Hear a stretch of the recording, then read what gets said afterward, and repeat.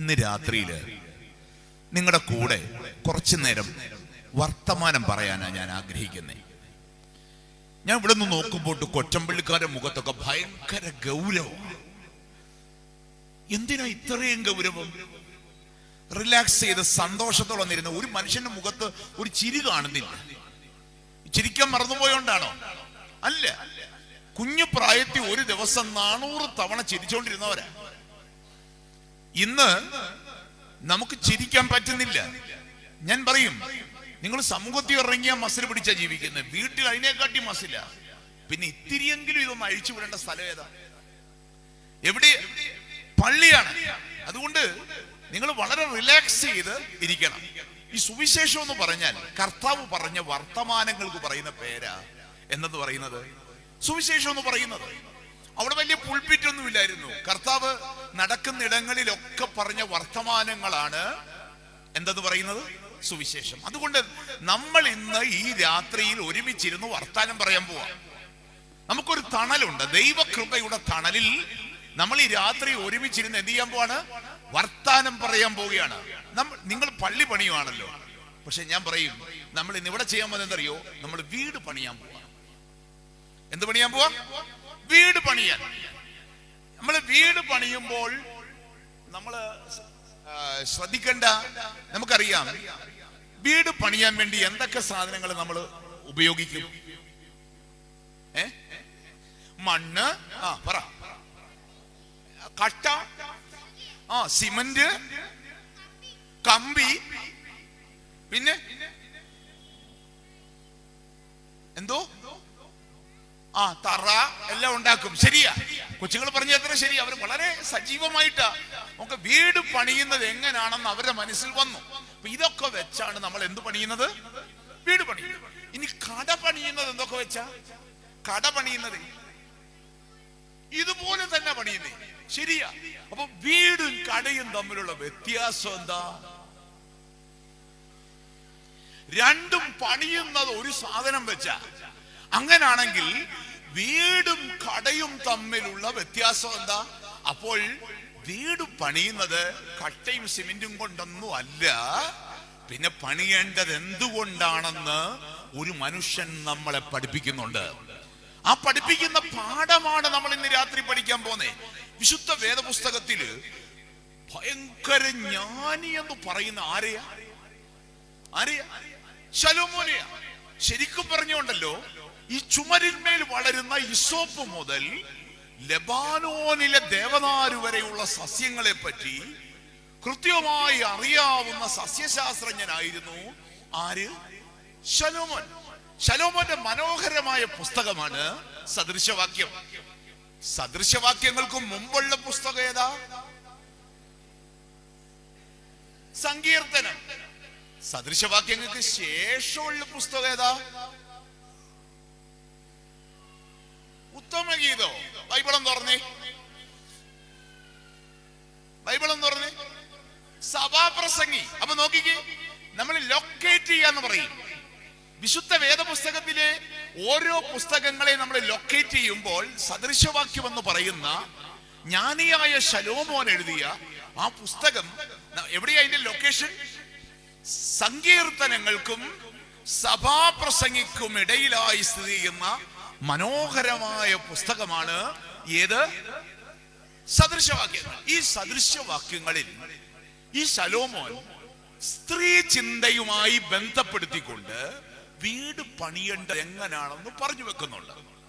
അല്ലെങ്കിൽ നമുക്കറിയാലോ, ഒരു വീട്ടിൽ ഏറ്റവും അധികം അധ്വാനിക്കുന്ന ആരാ? സ്ത്രീകൾ അല്ലേ? നോക്കിക്കേ, കഷ്ടപ്പെട്ടാന്നില്ല കൊച്ചു പറഞ്ഞു. ആരാണ്? സ്ത്രീകളാണ് എന്ത് പണിയുന്നത് വീട്ടിൽ. ശരിക്കും ഒരു വീട്ടിൽ രാവിലെ എഴുന്നേക്കുന്ന ആരാ? അമ്മയാണ് എഴുന്നേക്കുന്നത് അല്ലേ? ഏറ്റവും അവസാനം ഉറങ്ങാൻ പോന്ന ആരാ? അത് പണ്ട് നിങ്ങളൊന്ന് ഓർത്ത് നോക്കി. നിങ്ങളുടെ വീട്ടിൽ ഏറ്റവും അവസാനം ഉറങ്ങുന്ന ആരാന്നൊന്ന് ഓർത്ത് നോക്കിക്കേ. ആരാ? പണ്ടൊക്കെ കൊച്ചുങ്ങളെ ഉറക്കി കിടത്തി പുതപ്പിച്ചിട്ട് ആണ് അമ്മ ഉറങ്ങാൻ പോകുന്നത്. ഇന്ന് തന്തയും തള്ളയെ ഉറക്കി കിടത്തിയിട്ട് ആര് പോന്നേ? ശരിക്കും ഓർത്ത് നോക്കി. ആണോ? അവസാനം ഉറങ്ങുന്ന ആര്? നിങ്ങൾ ഈ സോഷ്യൽ മീഡിയയിൽ നമ്മുടെ കൊച്ചുകൾ ഇന്റർവെൻഷൻ ചെയ്യുന്ന സമയം നിങ്ങളൊന്ന് നോക്കിയാൽ മതി. അവരെ സെർച്ച് ഹിസ്റ്ററി ഒന്ന് നോക്കിയാൽ മതി. അന്നേരം കാണാൻ കഴിയും നിങ്ങളെ ഉറക്കി കിടത്തിയിട്ട് ആരുണർന്നിരിക്കുക? പിള്ളേർ ഉണർന്നിരിക്കുക. എന്നാ പണ്ടങ്ങനെ ആയിരുന്നില്ല. പണ്ടെങ്ങനെയായിരുന്നു? എങ്ങനെയായിരുന്നു? ഏറ്റവും അവസാനം ഉറങ്ങുന്ന ആരായിരുന്നു? അമ്മ. രാവിലെ മുതൽ അധ്വാനിക്കാൻ കയറുന്ന, എന്നിട്ട് അവസാനം അത്താഴം കഴിഞ്ഞിട്ട് ഈ കഴിച്ചവരുടെ മുഴുവൻ പാത്രവും ആര് കഴുകി വെക്കും? അമ്മ കഴുകി വെക്കും, അല്ലേ? ഈ പാത്രം കഴുകാൻ കേറുമ്പോ ഈ അമ്മ ചെയ്യുന്നൊരു പരിപാടിയുണ്ട്. ആ ദിവസത്തെ മുഴുവൻ സങ്കടവും പറയുന്ന ആരോടാണെന്നറിയാം? അല്ലെ? രാവിലെ മുതൽ വൈകുന്നേരം വരെയുള്ള മുഴുവൻ സങ്കടവും നമ്മൾ പറയുന്ന ആരോടാ? അമ്മയോടാ, അല്ലേ? അല്ല ഈ പാത്രത്തോടാ. ഇരുന്നിങ്ങനെ പുലമ്പിക്കൊണ്ടിരുന്ന എന്ത് ചെയ്യുന്നത്? പാത്രം. ഈ സമയത്താണ് അവർ കേൾക്കുന്നത്, ഭർത്താവ് പോയി കിടന്നിട്ട് എന്താ വലിക്കുക? കൂർക്കം വലിക്കുന്ന ശബ്ദം കേൾക്കാം. ഇത് കേൾക്കുമ്പോണ്ടല്ലോ ഞാൻ പറയും, ഒരു വീട്ടിൽ ഏറ്റവും നന്നായി വെളുക്കുന്ന പാത്രം ഏതാണെന്നറിയോ? ഏറ്റവും അവസാനം കഴിയുന്ന പാത്രമാണ്. കാരണം ഇത് ഭർത്താവാണെന്ന് സങ്കല്പിച്ചുകൊണ്ടാണ് ഇവരെന്ത് ചെയ്യുന്നത്? ഉറയ്ക്കുന്നത്, അല്ലേ? അപ്പൊ ശരിക്കും പറഞ്ഞാൽ അതിരാവിലെ എന്നിട്ടോ ജോലി ചെയ്തടോ ഉണ്ടോ? ഇല്ല. ഇടയ്ക്കിടയ്ക്ക് ഭർത്താക്കന്മാര് നമ്മളെ ഓർമ്മിപ്പിക്കും. എന്താ നിനക്ക് എന്തുവാടി ഇവിടെ പണി? അല്ലെ? പശു ഉണ്ടോ? എരുത്തിലുണ്ടോ? നെൽകൃഷി ഉണ്ടോ? വേറെ എന്തെങ്കിലും ഉണ്ടോ? രാവിലെ എന്തെങ്കിലും ഒക്കെ വെക്കണം. അത് കഴിഞ്ഞാൽ നീ ഫ്രീ അല്ലേ? നിനക്ക് എന്താ പണി എന്നാണ് ചോദിക്കുന്നത്. പക്ഷേ ഇത് വീട്ടിൽ ആണുങ്ങൾക്ക് മനസ്സിലായില്ലെങ്കിലും ഉണ്ടല്ലോ, പൗരസ്ത്യ പിതാക്കന്മാർക്ക് ഇതറിയാം. അതുകൊണ്ടാണ് ഒരു സ്ത്രീയുടെ മൃതശരീരം അടക്കുവാൻ വേണ്ടി, സംസ്കരിക്കുവാൻ വേണ്ടി കൊണ്ടുവരുമ്പോ ഈ സ്ത്രീയുടെ മൃതശരീരത്തെ നോക്കിക്കൊണ്ട് പിതാക്കന്മാര് പ്രാർത്ഥിക്കുകയാണ്. എന്താ പ്രാർത്ഥിക്കാൻ അറിയോ? വീട് അതിൽ ഇടതടവില്ലാതെ ഓടി നടന്നോളെ. ഒരു പുരുഷന്റെ ഡെഡ് ബോഡിയെ നോക്കിയല്ല അത് പാടുന്നത്. ഒരു സ്ത്രീയുടെ ഡെഡ് ബോഡിയെ നോക്കിയിട്ട് പിതാക്കന്മാര് നൂറ്റാണ്ടുകൾക്ക് മുമ്പേ പാടുകയാണ്, വീട് അതിൽ ഇടതടവില്ലാതെ ഓടി നടന്നോളെ. വീട്ടിനകത്ത് നമ്മുടെ അമ്മമാർ ഓടിത്തീർന്ന ദൂരം നോക്കാമെങ്കില് ശരിക്കും പറഞ്ഞ നമുക്ക് മനസ്സിലാക്കാൻ കഴിയും, സുനിത വില്യംസ് ബഹിരാകാശത്ത് പോയതിനെ കട്ടി കൂടുതൽ ദൂരം ഒരമ്മ വീട്ടിൽ കിടന്ന് കഷ്ടപ്പെടുന്നുണ്ട്. അപ്പൊ ഇതൊക്കെ മനസ്സിലാക്കിയിട്ടാണ് സ്ത്രീ ബന്ധവുമായി ചേർത്ത് വെച്ച് വീട് പണിയേണ്ടത് എങ്ങനെയാണെന്ന് നമ്മളെ പഠിപ്പിക്കുന്നത്. ഒന്നാമത് ശലോമോൻ പഠിപ്പിക്കുകയാണ് വീട് പണിയേണ്ടത് എങ്ങനെയാണെന്ന്. ജ്ഞാനം കൊണ്ട് വീട് പണിയണം. എന്തുകൊണ്ടാണ് വീട് പണിയേണ്ടത്? ജ്ഞാനം കൊണ്ട് വീട് പണിയണം. എവിടെയാ പറയുന്നത്? സദൃശവാക്യം 14:1 വായിച്ചേ. സ്ത്രീ തന്റെ വീട് പണിയുന്നു, ഭോഷത്വമുള്ളവളോ അത് സ്വന്തം കൈകളാൽ പൊളിച്ചു കളയുന്നു. നോക്കിക്കേ, സ്ത്രീകളിൽ ജ്ഞാനമുള്ളവൾ തന്റെ വീട് പണിയുന്നു. മറ്റ് ജോലികളില്ലെങ്കിൽ സ്ത്രീകളോട് ചോദിക്കും, എന്താ ജോലി വല്ലതും ഉണ്ടോ എന്ന് ചോദിച്ചാ നമ്മൾ എന്താ പറയുന്നത്? വീട്ടിൽ വരുന്ന ഒരാളെ ഒരു ഗസ്റ്റ് ചോദിക്കാണ്, ജോലി വല്ലതും ഉണ്ടോ? ഇല്ല. പിന്നെന്താ പറയുന്നത്? House wife. ഇപ്പൊ ഹൗസ് വൈഫ് എന്ന് പറയത്തില്ല. ഇപ്പൊ പറയുന്നത് അറിയോ? ഹോം മേക്കർ എന്ന് പറഞ്ഞ വാക്ക ഉപയോഗിക്കുന്നത്. ഈ ഹോം മേക്കർ എന്ന് പറഞ്ഞ പദം ചരിത്രത്തിൽ ആദ്യമായിട്ട് ഉപയോഗിക്കുന്ന ആരാന്നറിയോ? ആര്? ശലോമോന്. കാരണം എന്താ? ഇവിടെ പറയുന്നുണ്ട്, എന്താ 14:1 പറയുന്നു, ജ്ഞാനമുള്ളവൾ തനിക്ക് വീട് പണിയുന്നു എന്ന് വെച്ചാൽ അവൾ വീട് പണിയുന്നവളാണ്, വീട് മേക്ക് ചെയ്യുന്നവളാണ്, ഹോം മേക്കർ ആണ്. ശരിക്കും പറഞ്ഞാൽ നമ്മൾ ഓരോരുത്തരും ഹോം മേക്കേഴ്സ് ആണ്. എന്തുകൊണ്ടാണ് വീട് പണിയേണ്ടത്? ജ്ഞാനം കൊണ്ടാണ്. എന്താ ജ്ഞാനം? എന്താണ് ജ്ഞാനം? ഞാൻ പറയും, ജ്ഞാനം എന്നുള്ളത് ഹൈബ്രിഡാണ്. എന്താ ഈ ഹൈബ്രിഡ് എന്ന് പറഞ്ഞാൽ? ഇപ്പോഴത്തെ പിള്ളേർക്ക് ഹൈബ്രിഡ് എന്ന് പറഞ്ഞാൽ അറിയാം. എന്താ ഹൈബ്രിഡ് എന്ന് പറഞ്ഞാൽ? ഹൈബ്രിഡ് എന്ന് പറഞ്ഞാൽ എന്താ? വണ്ടിയൊക്കെ ഹൈബ്രിഡ് ആണല്ലോ, അല്ലേ? എന്തൊക്കെ ചേരുന്നയാ? ഇപ്പം ഇലക്ട്രിക്കൽ സ്റ്റാർട്ട് ആകും, പെട്രോളിൽ ഓടും. വണ്ടി ഏതാ? ഹൈബ്രിഡ്, അല്ലെ? അതിനകത്ത് ഒരു ഇലക്ട്രിക് എഞ്ചിൻ കൂടെ വെക്കും, മൈലേജ് കൂടുതൽ കിട്ടും. ഇപ്പൊ നമുക്ക് ഹൈബ്രിഡ് എന്ന് പറയുന്ന വാക്ക് വളരെ സജീവമാണ്. പക്ഷെ എത്രയോ വർഷം മുമ്പ് കാർഷിക മേഖലയിൽ എന്ത് വന്നു? ഹൈബ്രിഡ് വന്നു. കാരണം എന്താ? വെണ്ടയ്ക്കായും തക്കാളിയും ഒക്കെ ഹൈബ്രിഡായ കാലം ഉണ്ടായിരുന്നു. അപ്പൊ ജ്ഞാനം ഹൈബ്രിഡ് എന്ന് പറഞ്ഞതിന്റെ കാരണം രണ്ട് കാര്യങ്ങൾ ചേരുമ്പോഴാണ് ജ്ഞാനം ഉണ്ടാകുന്നത്. ഒന്ന് ഏതൊക്കെയാ? സദൃശവാക്യം 1:7 ഒന്ന് വായിച്ചേ.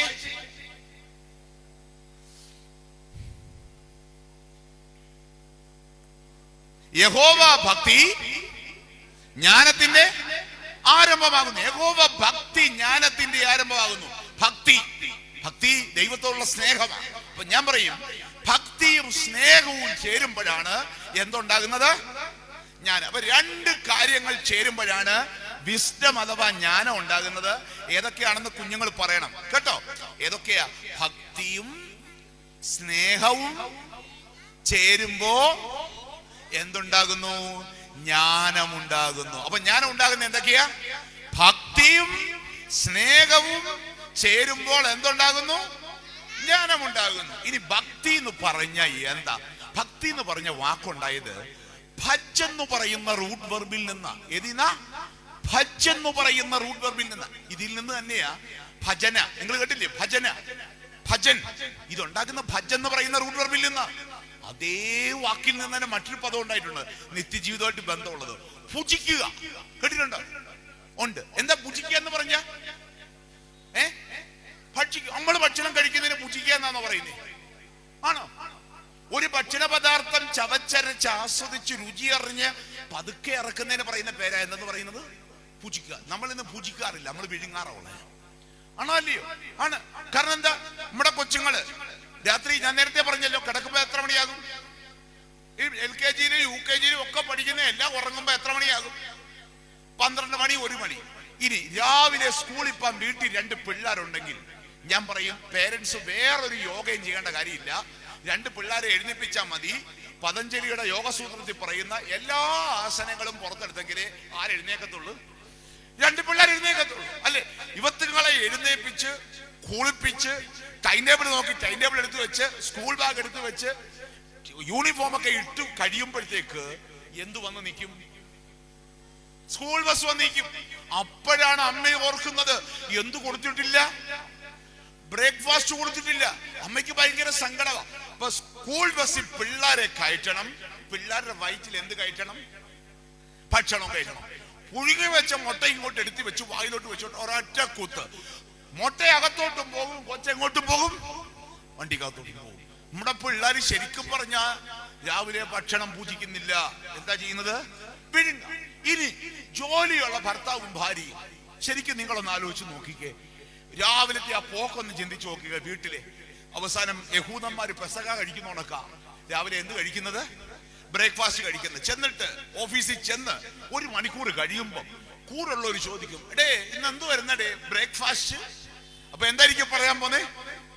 കുത്തിയിരുന്ന് ആലോചിക്കുക, അപ്പമാണോ ദോശയാണോ? കാരണം ഇത് ചവയ്ക്കാതെ അകത്തോട്ട് വിട്ടേക്കുന്നുണ്ട്. ഏത് സാധനമാണെന്ന് ഇപ്പോഴും അറിയത്തില്ല. അത് അങ്ങനെ ഒരു വിഷയം. ഇനി കല്യാണത്തിന് പോയിട്ട് പൂജിക്കാന്ന് വിചാരിച്ച കാറ്ററിംഗ് ആരെ സമ്മതിക്കൂ? എന്താ ഈ കാറ്ററിംഗ് എന്ന് പറഞ്ഞാൽ അറിയാമോ? 10 മിനിറ്റ് കൊണ്ട് 35 കൂട്ടം ഐറ്റം വിളമ്പി നമ്മളെ എഴുന്നേപ്പിച്ച് വിടുന്ന പരിപാടിക്ക് പറയുന്ന പേരാണ് എന്തെന്ന് പറയുന്നത്? കാറ്ററിംഗ് എന്ന് പറയുന്നത്. അപ്പം നമ്മൾ പൂജിക്കാൻ തുടങ്ങിയ അവന്റെ കാറ്ററിംഗ് 3-ന്റെ അന്ന് പൂട്ടേണ്ട വരും. പക്ഷേ അവന്റെ കാറ്ററിംഗ് തന്ത്രത്തെക്കാൾ മിടുക്കരാണ് ആര്? നമ്മൾ. അവൻ 10 മിനിറ്റ് കൊണ്ട് എഴുന്നേപ്പിച്ച് വിടുമെന്ന് അറിഞ്ഞുകൊണ്ട് തന്നെ ഈ 35 ഐറ്റം 8 മിനിറ്റ് കൊണ്ട് വാരി എവിടെ ഇടും? അകത്ത് വിടും. കണ്ടിട്ടില്ലേ? ഓഡിറ്റോറിയം തുറന്ന് അകത്ത് വന്ന് ആദ്യം കയറി 8 പേർക്ക് ഇരിക്കേണ്ട ടേബിൾ ആണെങ്കിൽ 4 എണ്ണം വന്ന് ആദ്യം സീറ്റ് പിടിച്ചിരുന്നാൽ ബാക്കി 4 പേര് വരുമ്പോഴത്തേക്ക് 8 പേരുടെ സാധനവും മറ്റേവൻ നോക്കിയിരിക്കുക, 2-ാം പന്തിക്ക് ഇരിക്കുന്നോണൊക്കെ ഇരിക്കുക. കാരണം ഈ 8 പേർക്ക് വെച്ച സാധനം 4 പേര് എവിടെ വിട്ടു? അകത്ത് വിട്ടു. കാരണം എന്താ? കാരണം അവനറിയാം ഈ സമയത്തിനുള്ളിൽ എന്റെ ടാർഗറ്റ്. അവിടെ നമ്മൾ ചെയ്യുന്നത് എന്താ അറിയോ? ചവച്ച് തിന്നുമല്ല, പിന്നെന്താ ചെയ്യുന്നത്? വിഴുങ്ങുക. അതുകൊണ്ട് ഇന്ന് മനുഷ്യന്റെ അസുഖം നോക്കിക്കഴിഞ്ഞാൽ ഏറ്റവും അധികം രോഗികൾ എന്തുമായിട്ട് ബന്ധപ്പെട്ട? ഗ്യാസ്ട്രോ ആയിട്ട് ബന്ധപ്പെട്ടാണ്. അതുകൊണ്ട് പിള്ളേർ വല്ലോ MBBS കഴിഞ്ഞ് നിപ്പുണ്ടെങ്കിൽ വിടാൻ പറ്റിയ ഏറ്റവും നല്ല ബ്രാഞ്ചാണ് ഏത്? ഗ്യാസ്ട്രോ എൻട്രോളജി എന്ന് പറയുന്നത്. അപ്പൊ അവിടെ ശരിക്കും പറഞ്ഞാൽ ചവച്ചരച്ച് ആസ്വദിച്ച് കഴിക്കേണ്ട ഭക്ഷണം വിഴുങ്ങിയാൽ വയറ്റിന് ഏനക്കേടുണ്ടാകും. ഇതുപോലെ തന്നെയാണ് ആരാധനയും ഭക്തിയും. ദൈവത്തെ ആസ്വദിച്ചറിയുന്നതിന് പറയുന്ന പേരാണ് ഭക്തി എന്ന് പറയുന്നത്. ദൈവത്തെ ആസ്വദിച്ചറിയുന്നതിന് പറയുന്ന പേരാണ് എന്തെന്ന് പറയുന്നത്? ഭക്തി എന്ന് പറയുന്നത്. അതൊരു അനുഭവമാണ്. അതുകൊണ്ടാണല്ലോ ഓർത്തഡോക്സുകാരനായ ഒരു എഴുത്തുകാരൻ കുറിച്ചിട്ടുണ്ട് തന്റെ നോവലിൽ. എന്താ കുറിക്കുന്നത് അറിയോ? നിനക്ക് അനുഭവമാകാത്തതൊക്കെ കെട്ടുകഥയാണ്. ആര് ആര് നിനക്ക് അനുഭവമാകാത്തതൊക്കെ കെട്ടുകഥയാണെന്ന് എഴുതി വെച്ച എഴുത്തുകാരൻ ആരാ? ആടുജീവിതം. കേട്ടോ? എന്തുവാ ആടുജീവിതം? എന്തുവാ? സിനിമയാ അല്ലെ? അതിനു മുമ്പ് അത് നോവലായിരുന്നു. അപ്പൊ ആ നോവലിൽ ബെന്യാമീൻ എഴുതി വെച്ചിട്ടുണ്ട്, നീ അനുഭവിക്കാത്തതൊക്കെ നിനക്ക് എന്താണ്? കെട്ടുകഥയാണ്.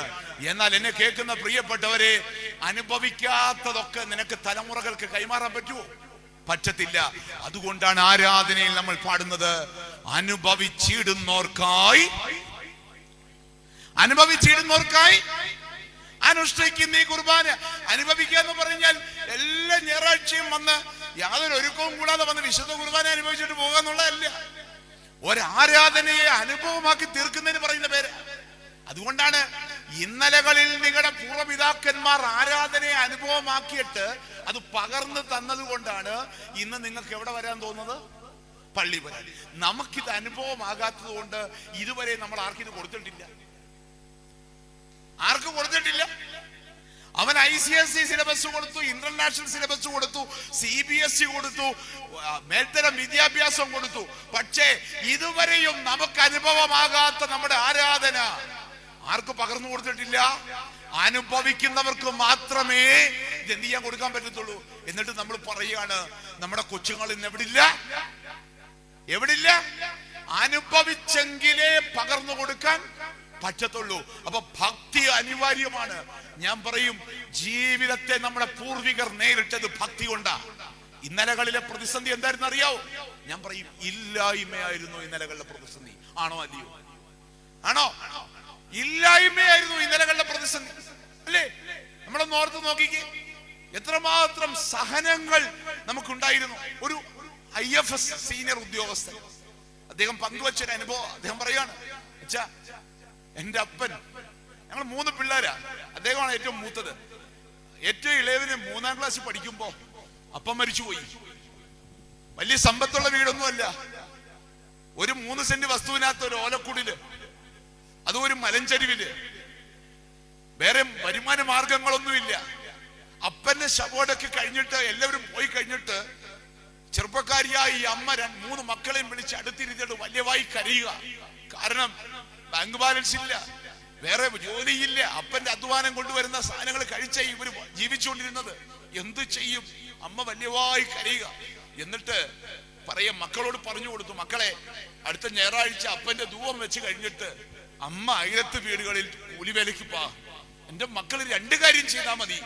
1, പ്രാർത്ഥിക്കുന്ന കുഞ്ഞുങ്ങളാകണം. 2, പഠിക്കുന്ന കുഞ്ഞുങ്ങളാകണം. അമ്മ എല്ലുമുറിയ പണിയെടുത്ത് ഞാൻ നിങ്ങളെ പഠിപ്പിക്കാം. അമ്മ മക്കൾക്ക് കൊടുത്ത വാക്കാ. ആ അപ്പന്റെ വരുന്ന ഞായറാഴ്ച ധൂവപ്രാർത്ഥന കഴിഞ്ഞ് തിങ്കളാഴ്ച ആയപ്പോ 3 മക്കളെ ഒരുക്കി സ്കൂളിൽ വിട്ടിട്ട് ഈ അമ്മ അയലത്ത് വീടുകളിൽ അടുക്കള പണിക്ക് പോകാണ്. രാവിലെ പോകും, പിള്ളേർ തിരിച്ചെത്തുമ്പോഴത്തേക്ക് എല്ലുമുറിയ പണിയെടുത്ത് തിരിച്ചു വരും. കിട്ടുന്ന തുച്ഛമായ വരുമാനം, പക്ഷേ ഉള്ളത് കൊണ്ട് ആ കുഞ്ഞുങ്ങൾക്ക് ഭക്ഷണം, ലളിതമായ വസ്ത്രം, ഇതൊക്കെ ഒപ്പിച്ചു കൊടുത്ത് അമ്മ മക്കളെ പഠിപ്പിച്ചു. ഇവര് 3 പേര് പഠിക്കാൻ മിടുക്കരായിരുന്നു. അങ്ങനെ ഇദ്ദേഹം പഠിച്ചു. 10th ഒക്കെ കഴിഞ്ഞ് എത്തിക്കഴിഞ്ഞപ്പോ ഒരു വലിയ പ്രതിസന്ധി. ആകപ്പാടെ 2 മുണ്ടും ഉണ്ട്, 2 ഷർട്ടും ഉണ്ട്. ഇത് 10ാം ക്ലാസ് ഉടുത്ത് ഈ മുണ്ടെന്ന് പറഞ്ഞ സാധനം അങ്ങ് തേഞ്ഞ്, ശരിക്കും പറഞ്ഞു കഴിഞ്ഞാൽ അത് മുണ്ടെന്ന് പേരേ ഉള്ളൂ. ഇത് ഉടുത്തോണ്ട് പോന്നേ. കോളേജിൽ ചെന്നപ്പോഴാണ് പിള്ളേരെല്ലാം ഓരോ ദിവസവും ഓരോ ഡ്രസ് ഇട്ടുകൊണ്ട് വരിക. ഇദ്ദേഹം വന്നിട്ട് അമ്മയോട് പറഞ്ഞു, അമ്മേ, എനിക്കൊരു മുണ്ടും ഷർട്ടും വാങ്ങിച്ചു തരുമോ? അപ്പൊ അമ്മ പറഞ്ഞു, മോനെ, കഴിഞ്ഞ കൊല്ലം അല്ലേടാ നിനക്കൊരു മുണ്ട് വാങ്ങിച്ചു തന്നെ. ഇപ്പൊ വാങ്ങിക്കാൻ നിന്ന് കഴിഞ്ഞാൽ നമ്മുടെ ബഡ്ജറ്റ് ആകെ തെറ്റും. ഒരു നിർവാഹവും ഇല്ല. നിന്റെ അമ്മ ഒരു ദരിദ്രയാ. എന്നിട്ട് ആ കൊച്ചു കുടിലില് ഒരു പ്രാർത്ഥനാപ്പായ ഉണ്ടായിരുന്നു. അത് വിരിച്ചു കൊടുത്തിട്ട് പറഞ്ഞു, മോനെ, നിന്റെ അമ്മ ദരിദ്രയാ, പക്ഷേ നീ കണ്ണീരോടെ പ്രാർത്ഥിക്കുന്ന തമ്പുരാനുണ്ടല്ലോ, നിന്റെ അമ്മ പ്രാർത്ഥിക്കുന്ന ദൈവം ഉണ്ടല്ലോ, അവൻ മഹാസമ്പന്നനാ, മുട്ടുകുത്തി നിന്ന് ചോദിച്ചോളാൻ പറഞ്ഞു. അന്ന് മുതല് ഈ മനുഷ്യൻ പ്രാർത്ഥിക്കുന്നതിനൊപ്പം ഏറ്റവും അവസാനം ദൈവത്തോട് നിരന്തരം ചോദിച്ചോണ്ടിരുന്നു, ദൈവമേ എനിക്ക് 2 ഷർട്ടും 2 മുണ്ടും തരുമോന്ന്. ആ മനുഷ്യൻ പറയുകയാണ്, എന്റെ കോളേജ് വിദ്യാഭ്യാസം പ്രീഡിഗ്രി കഴിയുന്നവരെയും തമ്പുരാൻ എന്റെ പ്രാർത്ഥന കേട്ടില്ല. തമ്പുരാൻ എന്റെ പ്രാർത്ഥന കേട്ടില്ല. എന്നിട്ട് അദ്ദേഹം അതിനോട് ചേർന്ന് കുറിക്കുന്ന ഒരു വാചകമുണ്ട്, അതാണ് എന്നെ ഏറ്റവും അധികം ആകർഷിച്ചത്. അദ്ദേഹം പറഞ്ഞെന്നതറിയാവോ? പ്രാർത്ഥിച്ചവൻ മറന്നാലും പ്രാർത്ഥന കേൾക്കുന്നവൻ മറക്കത്തില്ല. പ്രാർത്ഥിച്ചവൻ മറന്നാലും പ്രാർത്ഥന കേൾക്കുന്നവൻ മറക്കത്തില്ല. എന്റെ അച്ഛ, ഇന്ന് എന്റെ വീടിൽ വസ്ത്രങ്ങൾ, എന്റെ വീടിന്റെ മുമ്പിൽ വാഹനങ്ങൾ, അത് കൊണ്ടുപോകാനായിട്ട് ഡ്രൈവേഴ്സ്, ആവശ്യത്തിന് സൗകര്യം, ഇതൊന്നും എന്റെ മെടുക്കല്ല അച്ഛ. ഇന്നലകളിൽ ഞാൻ കണ്ണുനീരോടെ ചോദിച്ചു.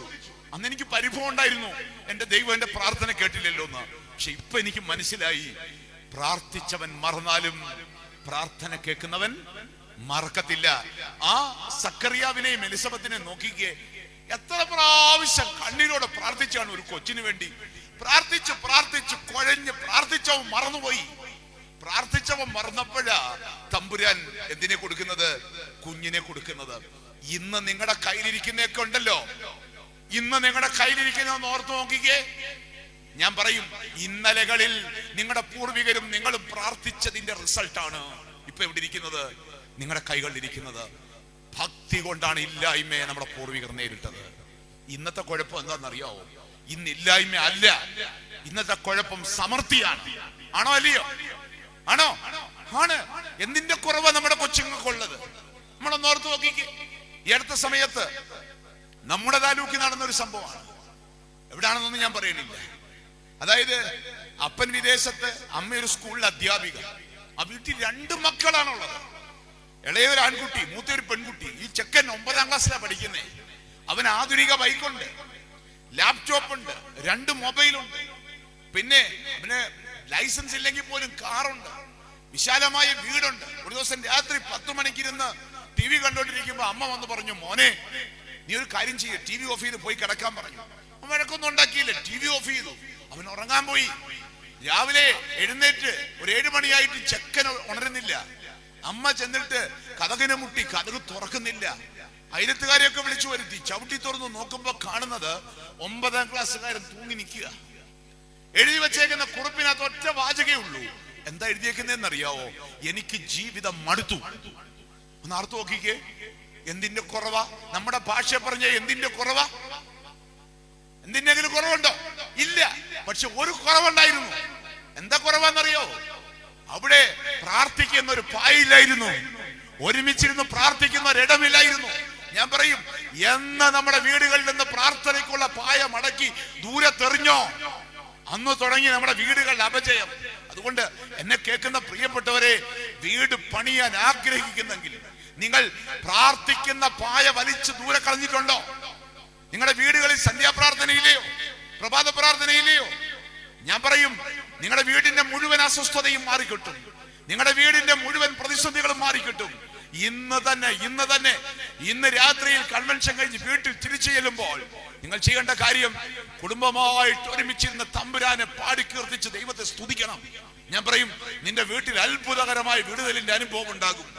ഇത് നിലച്ചു പോയതാണ് ഇന്നിന്റെ ഏറ്റവും വലിയ പ്രതിസന്ധി. അതുകൊണ്ട് വീട് പണിയേണ്ടത് ജ്ഞാനം കൊണ്ടാണെങ്കിൽ അതിന്റെ ആദ്യത്തെ പാർട്ട് എന്താണെന്നറിയാമോ? ഭക്തിയാണ്. രണ്ടാമത് എന്തൊക്കെ ചേരുമ്പോഴാ ജ്ഞാനം ഉണ്ടാകുന്നത്? ഭക്തിയും സ്നേഹവും. 2 ചേരുമ്പോഴാ. സ്നേഹം എന്ന് പറഞ്ഞാൽ, ഈ സ്നേഹം എന്ന് പറഞ്ഞ വാക്കുണ്ടായതും ഒരു സംസ്കൃത വാക്കിൽ നിന്നാ. സ്നേഹം എന്ന് പറയുന്ന റൂട്ട് വെർബിൽ നിന്നാ. സ്നേഹം എന്ന് പറയുന്ന വാക്കിന് അർത്ഥമുണ്ട്. എന്താണെന്നറിയാമോ? എണ്ണ എന്നാണ് പദത്തിന്റെ അർത്ഥം. എന്താണ്? എണ്ണ, ഓയിൽ. നമുക്കറിയാം എണ്ണ ഉപയോഗിക്കുന്നത് എവിടേക്കാ? ഒരു വീട്ടമ്മ എണ്ണ പറയുമ്പോ എവിടാ പറയണ്ടേ? പാചകത്തിന് എണ്ണ ഉപയോഗിക്കുന്നത് എന്തിനാ കുഞ്ഞുങ്ങളെ? പാചകത്തിന് എണ്ണ ഉപയോഗിക്കുന്നത് എന്തിനാ?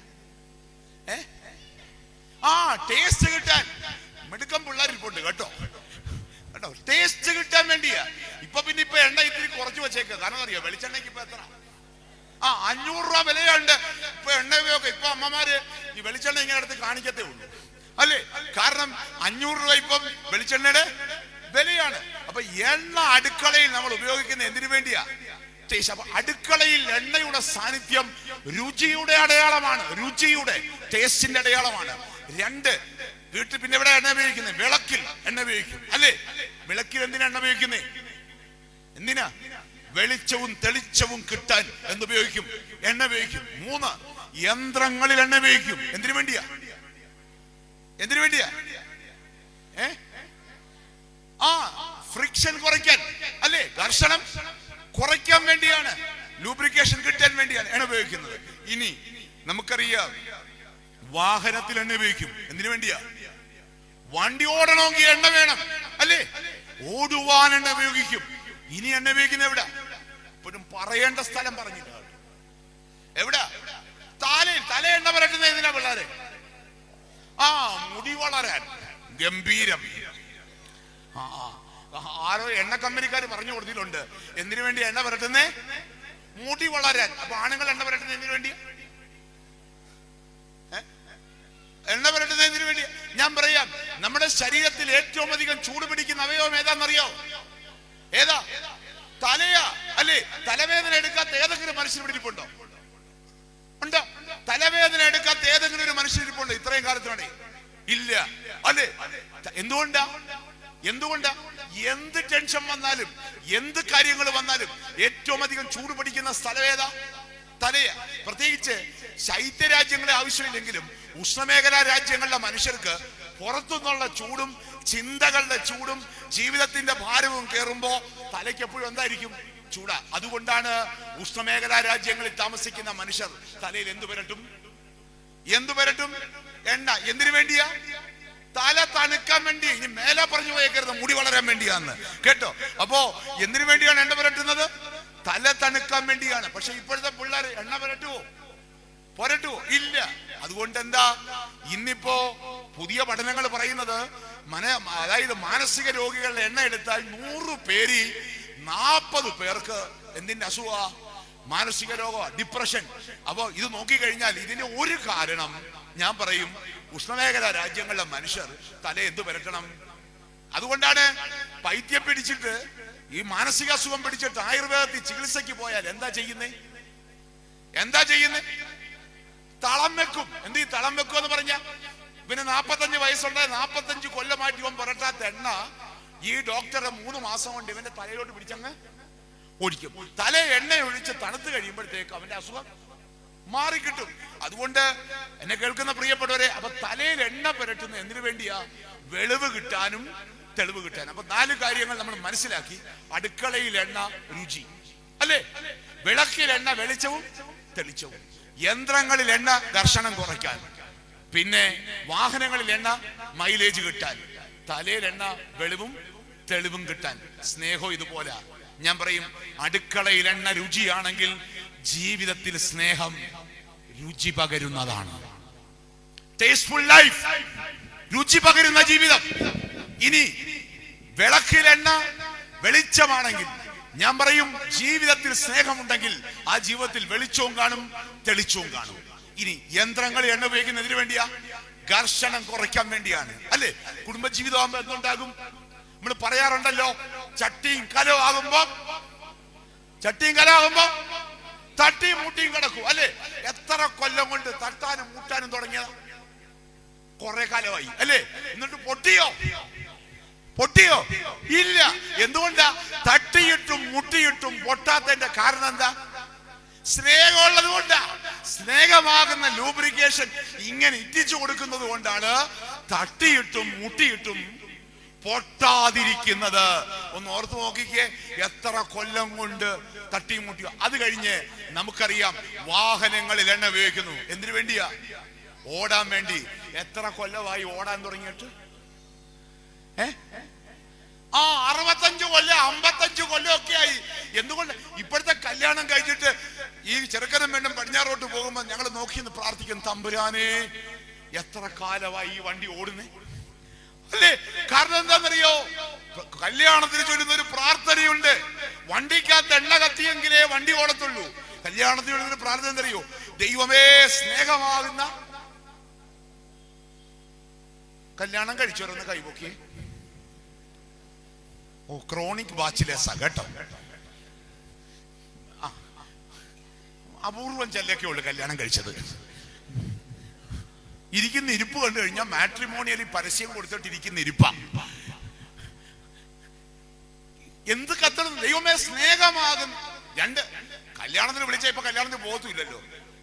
അപ്പുറത്തെ കല്യാണം നടക്കും, നമ്മൾ നിൽക്കുന്ന എവിടെ? എവിടെ? ഓഡിറ്റോറിയത്തിന്റെ വാതിക. ഭക്ഷണം കണ്ടിട്ടുണ്ടോ?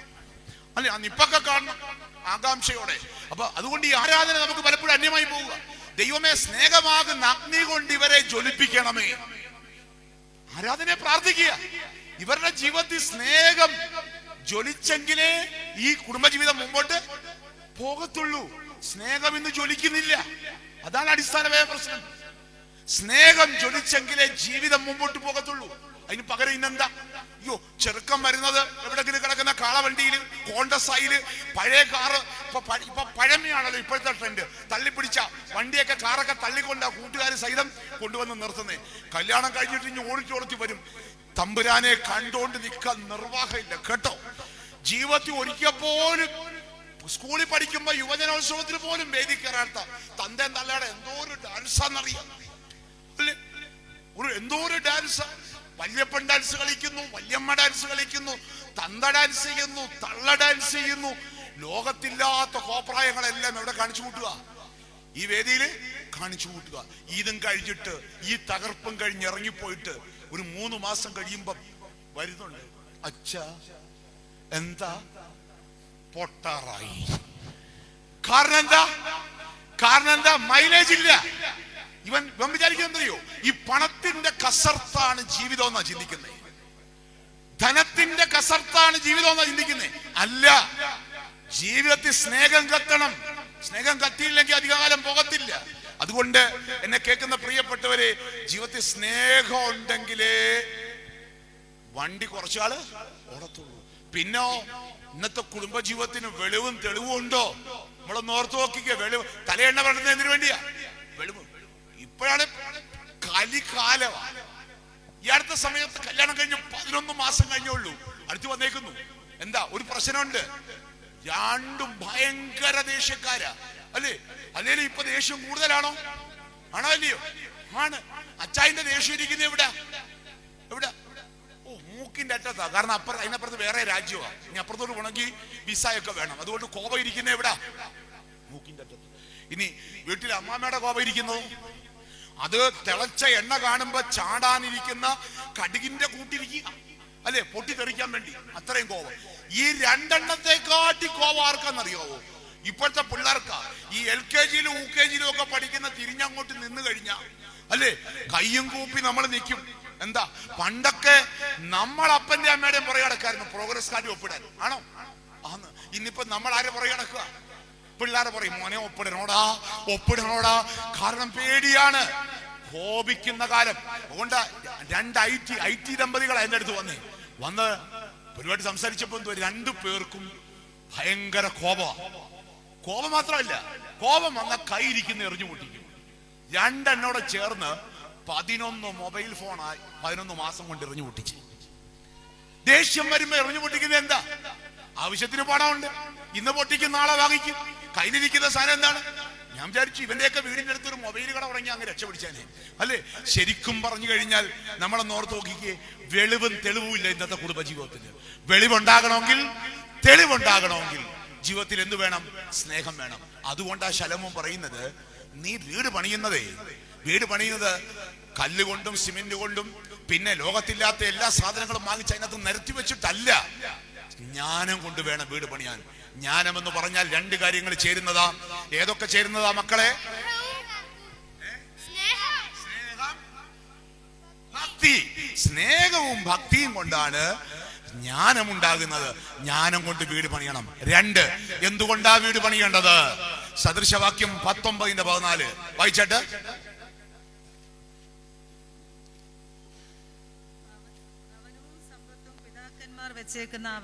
അവനവും സമ്പത്തും പിതാക്കന്മാർ വെച്ചേക്കുന്ന അവകാശം. ബുദ്ധിയുള്ള ഭാര്യയോ യഹോവയുടെ ദാനം. നോക്കിക്കേ, ഈ ബുദ്ധിയെ കാട്ടി നല്ല പരിഭാഷ ഏതെന്നറിയാവോ? വിവേകമുള്ള ഭാര്യ. എന്താ ഈ ബുദ്ധിയും വിവേകവും തമ്മിലുള്ള വ്യത്യാസം എന്ന് പറഞ്ഞു കഴിഞ്ഞാൽ, ഞാൻ പറയും ബുദ്ധിയിൽ ദൈവം വസിക്കുമ്പോഴാണ് എന്തുണ്ടാകുന്നത്? വിവേകം ഉണ്ടാകുന്നത്. ബുദ്ധിയിൽ ദൈവം വസിക്കുമ്പോഴാ എന്തുണ്ടാകുന്നത്? വിവേകം ഉണ്ടാകുന്നത്. ഈ വിവേകം ഉണ്ടെങ്കിലേ ഒരു കുടുംബജീവിതം നന്നായിട്ട് മുമ്പോട്ട് പോകത്തുള്ളൂ. നമ്മുടെ വിചാരം എന്നറിയോ? ബുദ്ധിയുടെ കസർത്ത് കൊണ്ട് ജീവിതം പോകുന്ന. ഇന്ന് ഏറ്റവും അധികം വിവാഹമോചനം 2 PhD ഉള്ളവരും 1 PhD ഉള്ളവരും 2 PGക്കാരുടെ ഇടയിലൊക്കെയാണ് ഏറ്റവും അധികം എന്ത് നടക്കുന്നത്. സാധാരണക്കാരൊക്കെ എങ്ങനെയൊക്കെ ജീവിച്ചു പോകുന്നുണ്ട്. വലിയ ബുദ്ധിമാന്മാരെ ഈ തല്ലിപ്പിരിയുന്നത്. അതിന്റെ കാരണം എന്തറിയോ? നമുക്കൊരു ധാരണയുണ്ട്, നമ്മുടെ ബുദ്ധി കൊണ്ടാണ് എന്തു പണിയേണ്ടതെന്ന്. വീട്, ഞാൻ പറയും എന്തുകൊണ്ടാണ് വീട് പണിയേണ്ടത്? വിവേകം. ബുദ്ധിയിൽ ദൈവം വസിച്ചെങ്കിലേ എന്തുണ്ടാകത്തുള്ളൂ? കാരണം എന്തറിയോ? 2 വൈരുദ്ധ്യങ്ങളാ ഒരുമിച്ച് ജീവിക്കുന്നത്. എന്താ ഈ വൈരുദ്ധ്യം എന്ന് പറഞ്ഞ? ശരിക്കും പറഞ്ഞാൽ ഒന്ന് ആലോചിക്കുക, സ്ത്രീയും പുരുഷനും അല്ലെ. ചെറുക്കന്റെ വീട്ടുകാർ വേറെ, പെണ്ണിന്റെ വീട്ടുകാർ വേറെ. ചെറുക്കന്റെ ഡിഗ്രി വേറെ, പെണ്ണിന്റെ ഡിഗ്രി വേറെ. ചെറുക്കന്റെ നിലപാട് വേറെ, പെണ്ണിന്റെ നിലപാട് വേറെ. ചെറുക്കന്റെ ഭക്ഷണ താല്പര്യം വേറെ, പെണ്ണിന്റെ ഭക്ഷണ താല്പര്യം വേറെ. ഈ 2 എണ്ണം 1 മണിക്കൂറത്തെ ശുശ്രൂഷ കഴിയുമ്പോ എങ്ങനാ ഒരുമിച്ച് ജീവിക്കുന്നത്? അപ്പൊ വൈരുദ്ധ്യങ്ങൾ ഒരുമിച്ച് കഴിയണമെങ്കിൽ എന്തു വേണം? അതറിയണമെങ്കിൽ ക്രിസ്തുവിന്റെ ശിഷ്യന്മാരിലേക്ക് ഒന്ന് പോകണം. യേശു ക്രിസ്തുവിന് എത്ര ശിഷ്യന്മാരാ ഉള്ളത്? എത്ര മക്കളെ? 12 പേര്. എത്ര പേരുണ്ട്? 12. 12ഉം 12 തരായിരുന്നു കേട്ടോ. കാള പെട്ടെന്ന് കേട്ട കയറെടുക്കുന്ന ആരായിരുന്നു? പത്രോസ്. നോക്കിക്കാ, മിടുക്കം കൊച്ചുങ്ങള്. മുതിർന്നവരൊക്കെ കണ്ണും പിടിച്ചിരിക്കുക. പിള്ളേര് ഞാൻ പറയും കണ്ടു പഠിക്കും കേട്ടോ. ആരെ കണ്ടുപിടിക്കണം? നമ്മളെ പിള്ളേരെ കണ്ടുപഠിക്കാൻ. കാള പെട്ടെന്ന് കേട്ട കയറെടുക്കുന്ന ആരാ? പത്രോസ്. എന്തുകൊണ്ടാണെന്നറിയോ? എന്ത് കാര്യം ഉണ്ടെങ്കിലും എടുത്തു ചാടിയാണ് ആരിടപെടുന്നത്. ക്രിസ്തുവിനെ പിടിക്കാൻ വന്നു, ഉടനെ വാളെടുത്തു, വെട്ടി. യേശു ക്രിസ്തു വെള്ളത്തിൽ വരുന്ന കണ്ടു, ചാടി. എവിടെ ചാടി? വെള്ളത്തിൽ ചാടി. ഒരു പെണ്ണ് വന്ന് ചോദിച്ചു, നീ ആ നസ്രായന്റെ ആളല്ലയോ? ഉടനെ പറഞ്ഞു, ഞാൻ അവനെ അറിയുന്നില്ല. എടുത്തു ചാടി പ്രവർത്തിക്കും. അതുകൊണ്ടാ കാള പെട്ടെന്ന് കേട്ട കയറെടുക്കുന്ന ആളാണ് ആര്? പത്രോസ്. ഇനി പശു പെട്ടെന്ന് കേട്ട കിടാക്കുട്ടിയെയും അകിടും കറവക്കാരനെയും പാലും കണ്ട് വിശ്വസിക്കുന്ന ആരാ? നമ്മുടെ സ്വന്തം ആളാ. ആരാ? തോമസ് അല്ലേ? തോമസ് ലീഹ. നോക്കിക്കേ, പത്രോസ് അങ്ങനെ, തോമസ് ഇങ്ങനെ. ഇനി എരിവുകാരനായ ശീമോൻ യേശുക്രിസ്തുവിന്റെ കൂടെ നിൽക്കുകയും ചെയ്യും, റോമാക്കാർക്കിട്ട് ബ്രഹ്മ വെക്കുകയും ചെയ്യും. എന്ന് വെച്ചാൽ റോമാക്കാർക്കെതിരെ പ്രവർത്തിക്കുന്നവനാണ് ആര്? ശീമോൻ. ഇനി എരിവുകാരനായ, അത് കഴിഞ്ഞ് മറ്റൊരാളുണ്ട്, ചുങ്കക്കാരൻ മത്തായി. ക്രിസ്തുവിന്റെ കൂടെ നിൽക്കുകയും ചെയ്യും, റോമാക്കാർക്ക് അനുകൂലമായിട്ട് പ്രവർത്തിക്കുകയും ചെയ്യും. നോക്കിക്കോ, ഒരു ടീമിൽ തന്നെ ഒരാൾ റോമാക്കാർക്കെതിരെ, ഒരാൾ റോമാക്കാർക്ക് അനുകൂലം. ശരിക്കും പറഞ്ഞ ഇതിനെല്ലാം കൂടെ എങ്ങനെ ഒരുമിച്ച് കൊണ്ടുപോയി? ഇതുപോലെ തന്നെ നമ്മുടെ പള്ളി കമ്മിറ്റികളൊക്കെ. കാള പെട്ടെന്ന് കേട്ട കയറെടുക്കുന്ന പത്രോസ് കമ്മിറ്റിയിലുണ്ട്. പശു പെട്ടെന്ന് കേട്ട കിടാക്കുട്ടിയെ കണ്ട് വിശ്വസിക്കുന്ന തോമാച്ചനുണ്ട്. കൂടെ നിന്നിട്ട് എതിരെ പ്രവർത്തിക്കുന്ന ശീമോനുണ്ട്. പിന്നെ ഒപ്പം നിൽക്കുകയും ചെയ്യും, റോമാക്കാർക്ക് വേണ്ടി ഫേവറായിട്ട് നിൽക്കുകയും ചെയ്യുന്ന മാത്തായി ഉണ്ട്. ഇതിനെ എല്ലാം കൂടെ എങ്ങനെ കൊണ്ടുപോകും? ഈ കർത്താവിന് ശിഷ്യന്മാർ എങ്ങനെ ഒരുമിച്ച് പോയി? ഞാൻ പറയും, ഈ വൈരുദ്ധ്യങ്ങൾക്ക് നടുവിൽ ആരുണ്ടായിരുന്നു? ആരുണ്ടായിരുന്നു? യേശു ഉണ്ടായിരുന്നു. വൈരുദ്ധ്യങ്ങൾക്ക് നടുവിൽ കർത്താവ് ഉണ്ടെങ്കിൽ എല്ലാ പ്രതിസന്ധികളെ നീ അതിജീവിക്കും. നിന്റെ വീട്ടിൽ നിന്റെ ഭാര്യയുടെ ഡിഗ്രി വേറെ ആയിക്കൊള്ളട്ടെ, നിന്റെ നിലപാട് വേറെ ആയിക്കൊള്ളട്ടെ, ഞാൻ പറയും, നിങ്ങളെ ഒരുമിപ്പിക്കുന്ന ആരെന്നറിയാവോ? നിങ്ങളുടെ നടുവിൽ ആരുണ്ട്? ആരുണ്ട്? യേശു ഉണ്ട്. എന്തെല്ലാം വ്യത്യസ്തതയാ സ്ത്രീ പുരുഷ. പ്രത്യേകിച്ച് ഈ ആന്ത്രോപോളജിസ്റ്റുകൾ എഴുതി വെച്ചേക്കുന്ന കാണുമ്പോൾ വളരെ രസകരമാണ്. പുരുഷന്റെയും സ്ത്രീയുടെയും കാഴ്ചപ്പാടുകളെ കുറിച്ച് എഴുതുമ്പോൾ അവർ പറയുന്നത്, പുരുഷൻ ആദ്യം പുരുഷന്റെ ജോലി എന്താണെന്നറിയോ? ഹണ്ടിങ് ആയിരുന്നു അല്ലെ? വേട്ടയാടൻ. ഈ വേട്ടയാടുന്നല്ലോ നോട്ടം എങ്ങനെയാണെന്നറിയോ? വേട്ടയാടുന്ന നോക്കുന്നത് എങ്ങനെ? ഷാർപ്പായിട്ടാ അല്ലേ? ഷാർപ്പായിട്ടാ. അതുകൊണ്ട് പുരുഷനെ ആന്ത്രോപോളജിസ്റ്റുകള് ഉപമിക്കുന്ന എന്തുമായിട്ടാണെന്നറിയോ? ഒരു പക്ഷിയായിട്ടാ. ഏത് പക്ഷിയാ? പരുന്ത്. എന്ന് വെച്ചാൽ ഒരു 10 കിലോമീറ്റർ ദൂരെ എന്നാലും കൃത്യം എന്തിന്റെ പുറത്ത് വീഴും? കോഴിക്കുഞ്ഞിന്റെ പുറത്ത്. നിങ്ങൾ ശ്രദ്ധിച്ചു നോക്കിക്കേ, വീട്ടിൽ രാവിലെ പത്രം വന്നു കഴിഞ്ഞാൽ, ഈ പത്രം എടുത്തുകൊണ്ട് സിറ്റ് ഔട്ടിൽ പോയിരുന്നു കഴിഞ്ഞാൽ, പത്രത്തിൽ നോക്കിയാൽ ആ പത്രത്തിലെ മോദിയെയും പിണറായിയെയും ചെന്നിത്തലയും സുരേന്ദ്രനെയും ഒക്കെ കണ്ടിങ്ങനെ ഇരുന്ന് കഴിഞ്ഞാൽ ടാങ്ക് നിറഞ്ഞു പോന്നെ അറിയൂ? ഇല്ല. ഭാര്യ എവിടാന്ന് അറിയൂ? ഇല്ല. മക്കൾ എവിടാന്നറിയുമോ? ഇല്ല. ഞങ്ങളുടെ കുഴപ്പമല്ല, ഞങ്ങളുടെ വീക്ഷണം അങ്ങനെ ആയതുകൊണ്ട് പത്രം വായിച്ചാൽ നമ്മൾ എവിടെ തന്നെ നോക്കിയിരിക്കും? പത്രത്തിൽ തന്നെ. അതേ സമയത്ത് ഒരു സ്ത്രീ അടുക്കള നിൽക്കുക. അതുകൊണ്ട് ആന്ത്രോപോളജിസ്റ്റുകള് സ്ത്രീകളെ ഉപമിക്കുന്നത് ഒരു പക്ഷിയോട്. ഏത് പക്ഷിയോട്? പ്രാവോ? കൊള്ളാം, എന്തോ ഒരു തള്ള. ദൈവമേ, കൊറ്റമ്പള്ളിയിലെ പ്രാവുകളെയൊക്കെ ഒന്ന് കാണട്ടെ. എനിക്കൊന്ന് പെന്തിക്കോസ്റ്റിക്ക് ഇറങ്ങിയതാന്ന് തോന്നുന്നു ആ ചിറകടിയൊക്കെ. പ്രാവല്ല, കാക്ക.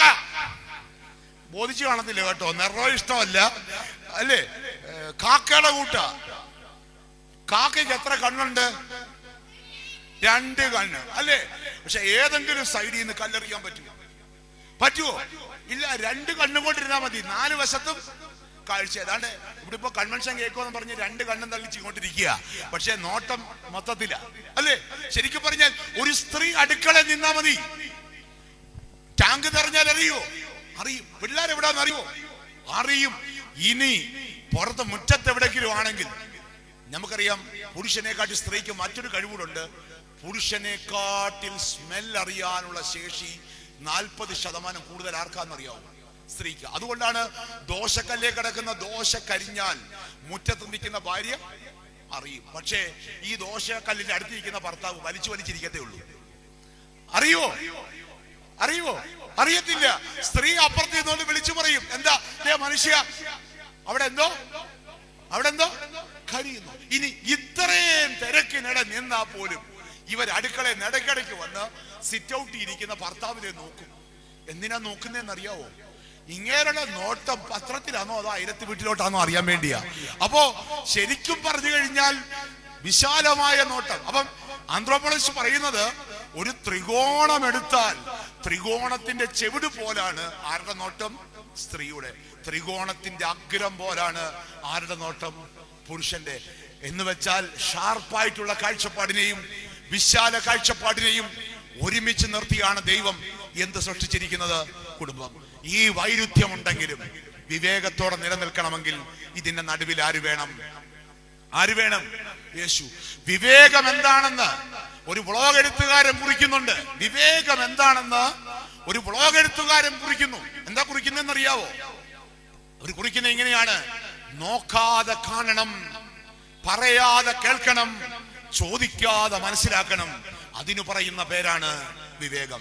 നോക്കിക്കേ, നോക്കാതെ കാണണം, പറയാതെ കേൾക്കണം, ചോദിക്കാതെ മനസ്സിലാക്കണം. അതിനു പറയുന്ന പേരാണ് എന്തെന്ന് പറയുന്നത്? വിവേകം. നോക്കാതെ കാണാൻ പറ്റുമോ? പറയാതെ കേൾക്കാൻ പറ്റുമോ? ചോദിക്കാതെ മനസ്സിലാക്കാൻ പറ്റുമോ? പറ്റും. കുടുംബജീവിതത്തിൽ അത് അനിവാര്യമാണ്. നോക്കാതെ കാണണം, പറയാതെ കേൾക്കണം, ചോദിക്കാതെ മനസ്സിലാക്കണം. അതറിയണമെങ്കിൽ എന്ത് വേണം? വിവേകം. അത് പഴയ കാലത്ത് അമ്മമാർക്കുണ്ടായിരുന്നു. അവര് 3ാം ക്ലാസ്സും 4ാം ക്ലാസ്സിലോ പഠിച്ചിട്ടുള്ളായിരിക്കും.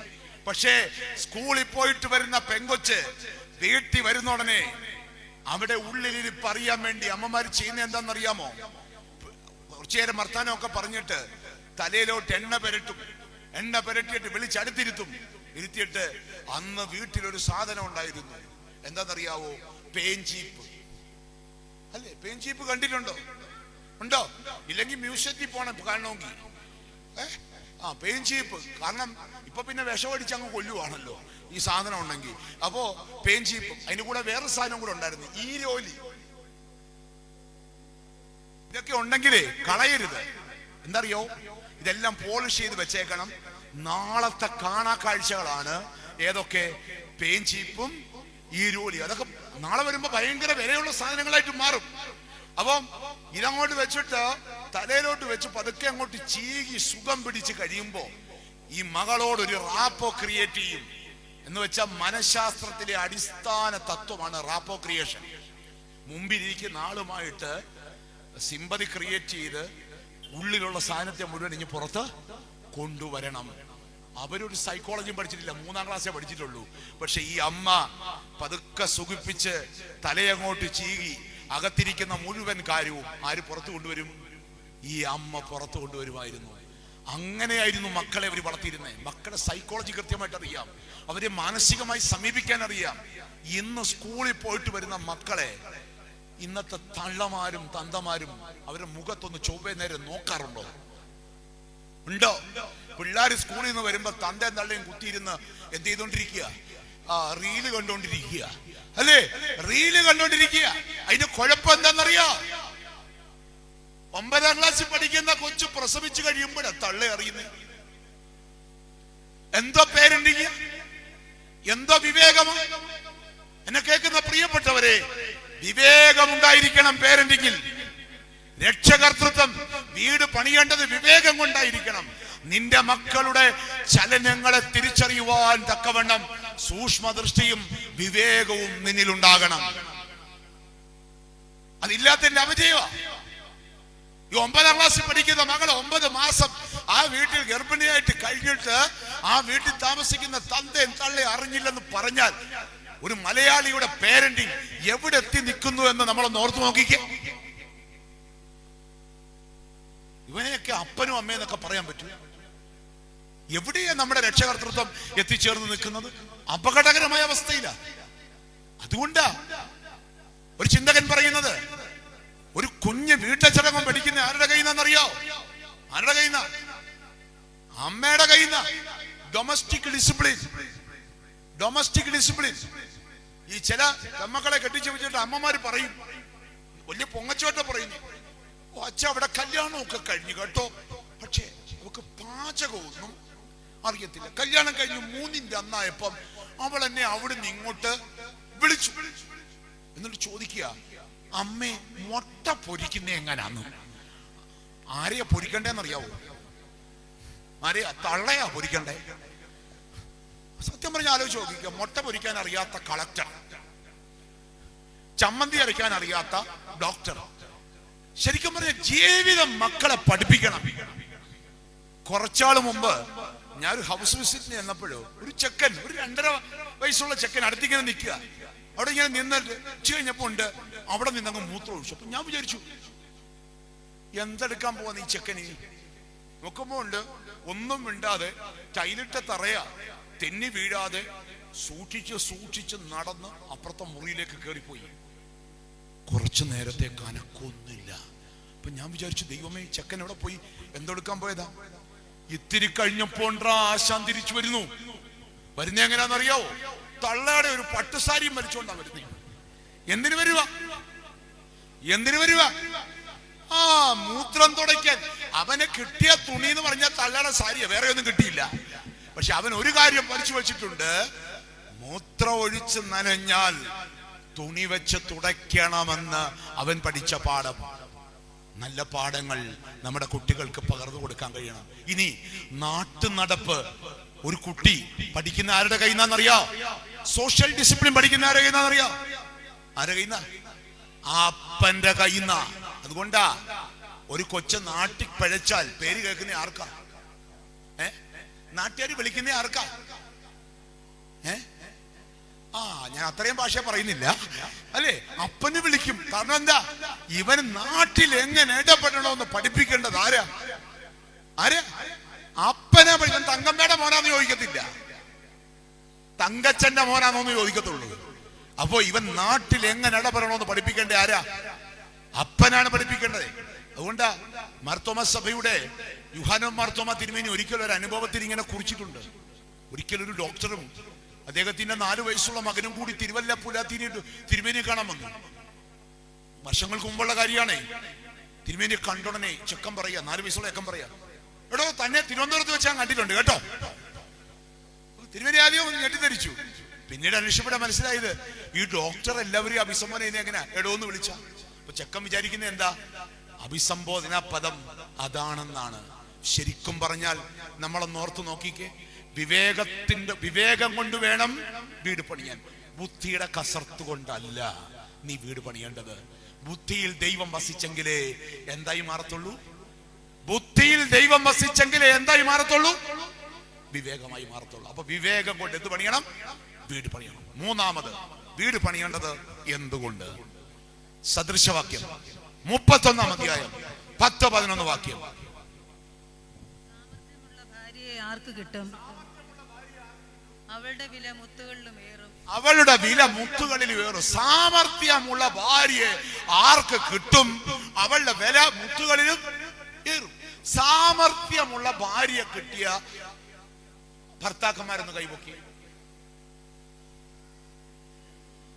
ആ 3-4 പേര് കൈപൊക്കിയിട്ടുണ്ട് കേട്ടോ. ബാക്കിയുള്ളവർ ഇന്ന് അങ്ങോട്ട് ചെല്ലും. ബാക്കിയുള്ളവർ ജീവന് കൊതിയുള്ളവർ ഇന്ന് വീട്ടിൽ ചെന്ന് കയറും. ഇന്ന് വെച്ചിട്ടുണ്ട്. ഇത്രയും കാലം എന്റെ കൂടെ കഴിഞ്ഞിട്ട് നിങ്ങളുടെ കൈപൊക്കി ഞാൻ കണ്ട് അല്ലേ, ഇൻഷുറൻസ് എടുത്തിട്ട് ഇന്ന് തിരിച്ച് വീട്ടിൽ പോയി കയറാവും. ഇന്നത്തെ കാര്യം പോക്ക കേട്ടോ. ഇന്നത്തെ കാര്യം കട്ടപ്പുകയാ. ഇന്ന് ചെല്ല്. എന്തുകൊണ്ടാ ഇവര് കൈപൊക്കാഞ്ഞെന്ന് അറിയാവോ? ഈ സാമർത്ഥ്യം എന്ന് പറഞ്ഞ വാക്കിന് നമ്മുടെ സംസാര വ്യവഹാര ഭാഷയില് ഒരു നെഗറ്റീവ് അർത്ഥമുണ്ട്. നമ്മൾ ഈ വഴക്കുണ്ടാകുമ്പോ പറയാറില്ലേ, ഹോ അവിടെ ഒരു സാമർത്ഥ്യം കണ്ടോ അല്ലേ, അവളൊരു സാമർത്ഥ്യക്കാരി. എന്താ ഈ സാമർത്ഥ്യം എന്ന് പറഞ്ഞ? എന്താ ഈ സാമർത്ഥ്യം എന്ന് പറഞ്ഞ? സമചിത്തതയോടെ കാര്യങ്ങൾ ചെയ്യാനുള്ള കഴിവിന് പറയുന്ന പേരാണ് സാമർത്ഥ്യം. നോക്കിക്കേ, സമചിത്തതയോടെ കാര്യങ്ങൾ ചെയ്യാനുള്ള കഴിവിന് പറയുന്ന പേരാണ് എന്തെന്ന് പറയുന്നത്? എന്താ ഈ സമചിത്തത? ദേഷ്യത്തിന് അടിമപ്പെടാതെ, നിരാശയിൽ തകർന്നു പോകാതെ, ദുഃഖത്തിൽ കെട്ടുപോകാതെ, ഏത് പ്രതിസന്ധി വന്നാലും സന്തോഷം വന്നാലും അമിതമായി അതിൽ ആഹ്ലാദിച്ചോ ദുഃഖിച്ചോ നിരാശപ്പെട്ടോ തകർന്നു പോകാതെ കാര്യങ്ങൾ പക്വതയോടെ കൈകാര്യം ചെയ്യുന്നതിന് പറയുന്ന പേരാണ് സമചിത്തത. ഇന്നില്ലാതെ പോകുന്ന എന്താ? ഇന്ന് ശരിക്കും വീട്ടിനകത്തില്ലാതെ പോകുന്ന എന്താ? സമചിത്തതയാ. ഒരു ചെറിയ കാര്യം മതി പൊട്ടിത്തെറിക്കാൻ. ആണോ അല്ലയോ? അല്ലെ? കഴിഞ്ഞ ഒരു കൊല്ലം മാത്രം ചിന്തിച്ചു നോക്കുകയെ. നിങ്ങൾ ഏറ്റവും അധികം വഴക്കുണ്ടാക്കിയ ആരുമായിട്ടാ? ഇരിപ്പ് കണ്ടിട്ട് വഴക്കോ? ആ ഭാര്യയായിട്ടാ. സത്യസന്ധമായിട്ട് പറഞ്ഞു. നിങ്ങൾ ഏറ്റവും അധികം വഴക്കുണ്ടാക്കിയ ആരുമായിട്ടാ? ഭർത്താവുമായിട്ടാ. ഇനി നിങ്ങൾ തമ്മിൽ വഴക്കുണ്ടാക്കി എന്തിനു വേണ്ടിയാ? റഷ്യയും ഉക്രൈനും തമ്മിലുള്ള യുദ്ധത്തെ കുറിച്ചാണോ അടിയുണ്ടാക്കിയത്? ആണോ? അല്ല.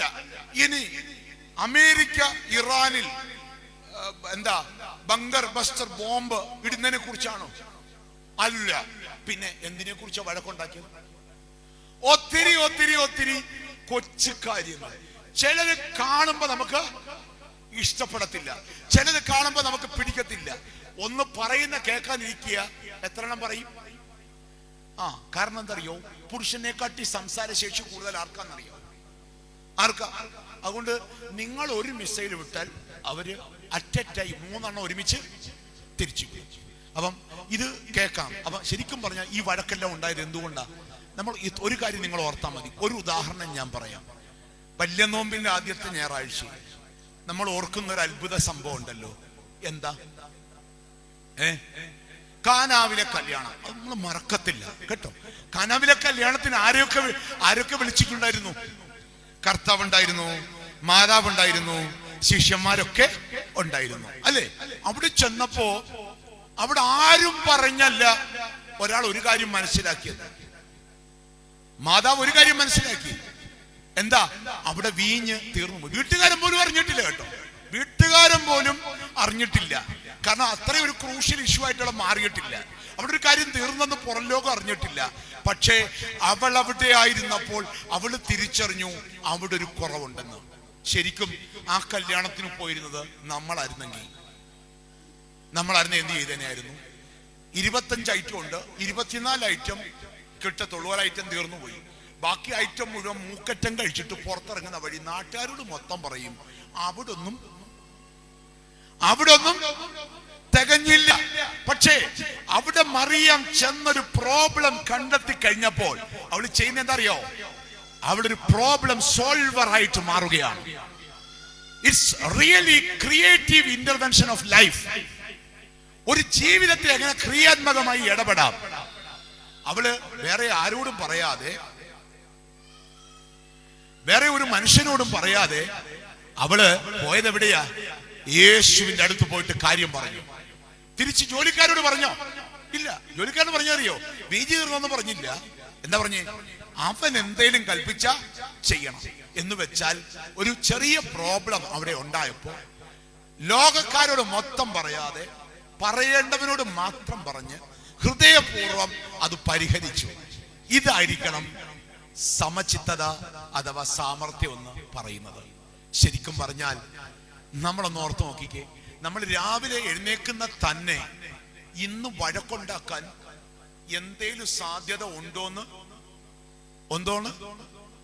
നോക്കിക്കൊണ്ടാണ്. കൊച്ചു കൊച്ചു കാര്യങ്ങൾക്ക് വേണ്ടിയല്ലേ തമ്മിലടിച്ച് തകർന്നു പോകുന്നത്? ഞാൻ പറയും, നിങ്ങളുടെ വീട്ടിൽ ഇന്ന് മുതൽ ഈ മാതാവിന്റെ നിലപാടൊന്ന് സ്വീകരിച്ച് ഞാൻ പ്രോബ്ലം ക്രിയേറ്റ് ചെയ്യത്തില്ല. ഞാൻ എന്ത് ചെയ്യാനായിട്ട് നോക്കും? ഇന്നു മുതൽ നിങ്ങൾ നിങ്ങളുടെ വീട്ടിൽ ഒരു പ്രോബ്ലം സോൾവർ ആയിട്ട് മാറുക. ഇന്നു മുതൽ നിങ്ങൾ ആലോചിച്ചു, ഒരു പ്രോബ്ലം ഉണ്ടാകുമ്പോ അതിന്റെ അറ്റത്ത് പിടിച്ച് വലുതാക്കാനല്ല ശ്രമിക്കുന്നത്. അച്ചായൻ വിചാരിക്കുകയാണ് ഞാനത് പരിഹരിക്കും, ആന്റി വിചാരിക്കുകയാണ് ഞാനത് പരിഹരിക്കും. വീട് എന്തായിട്ട് മാറും? സ്വർഗമായിട്ട് മാറും. പക്ഷേ നമുക്ക് ഇഷ്ടം എവിടെ കിടക്കുന്നറിയാം? എവിടെ കിടക്കുന്നേ? ഇന്നു മുതൽ നമ്മളൊരു തീരുമാനം എടുത്താൽ മതി. ഈ മാതാവിനെ പോലെ ഞാൻ എന്റെ വീട്ടിലെ ഒരു പ്രോബ്ലം, ഒരു ക്രിയേറ്റീവ് ഇന്റർവെൻഷൻ, അത് വീട്ടിൽ മാത്രമല്ല കേട്ടോ, പള്ളി വരുമ്പോഴും. പള്ളി വരുന്നത് എന്തിനാണെന്നറിയോ? ഇന്ന് എന്തേലും ഒരു വിഷയം പൊക്കിക്കൊണ്ടുവരണം. അതിനുവേണ്ടി വരുന്ന ചില ആൾക്കാരുണ്ട് കേട്ടോ. തലേന്ന് കുത്തിയിരുന്ന് മുട്ടുമേ പ്രാർത്ഥിക്കും, തമ്പുരാനെ നാളെ അച്ഛൻ്റെ വായിന്നൊരു നാവിന്നൊരു പിഴ വീഴണേ, പിന്നെ പള്ളിയിൽ എന്തെങ്കിലും പ്രോബ്ലം ഉണ്ടാകണേ. എന്നിട്ട് ഈ പ്രോബ്ലം പൊക്കി പിടിച്ച് വലുതാക്കുന്ന കുറെ മനുഷ്യരെ കണ്ടെത്താൻ കഴിയും. ഈ കഴിഞ്ഞ ഒരു ദുഃഖ വെള്ളിയാഴ്ചക്ക് ഒരു പള്ളിയിലടി. എന്തിനാ? കഞ്ഞി കൊടുത്തു, അവസാനം വന്ന 3 പേർക്ക് പപ്പടം കിട്ടിയില്ല. പപ്പടം കിട്ടാത്തതിന്റെ പേര് അടിയോടടി. ശരിക്കും പറഞ്ഞ നമ്മുടെ വീട്ടിൽ സാധനം തീർന്നു പോത്തില്ലേ? പോകും. പോയാൽ എങ്ങനെ നമ്മൾ ഇടപെടുന്നത്? വഴക്കുണ്ടാക്കുവോ? ഇല്ല, ഉള്ളതുപോലെ കഴിയും. പ്രിയപ്പെട്ടവരെ, പള്ളി വരുമ്പോ ഉണ്ടല്ലോ, നിങ്ങളൊരു പ്രോബ്ലം സോൾവർ ആയിട്ട് മാറണം. ഞാൻ പറയും, അങ്ങനെയുള്ള പള്ളി ഉണ്ടല്ലോ, സമാധാനമുള്ള പള്ളികളായിട്ട് മാറും. ഞാൻ എന്റെ വീട്ടിലൊരു പ്രോബ്ലം സോൾവർ ആകും, സമാധാനമുള്ള വീടുണ്ടാകും. ഞാനൊരു പൊതുപ്രസ്ഥാനത്തിൽ പ്രവർത്തിക്കുമ്പോ ഒരു പ്രോബ്ലം സോൾവർ ആയിട്ട് മാറും. ഒരു പ്രോബ്ലം സോൾവിങ് എന്ന് പറഞ്ഞാൽ അത് എന്തെങ്കിലും അടിയറ വെക്കുക എന്നുള്ളതല്ല, ബുദ്ധിപരമായി വികാരങ്ങൾക്ക് കീഴ്പ്പെടാതെ അതിനെ അതിജീവിക്കാൻ തക്കവണ്ണമുള്ള ഒരു സാഹചര്യം ഒരുക്കി കൊടുക്കുക എന്നുള്ളത് ആരുടെ ഉത്തരവാദിത്തമാണ്?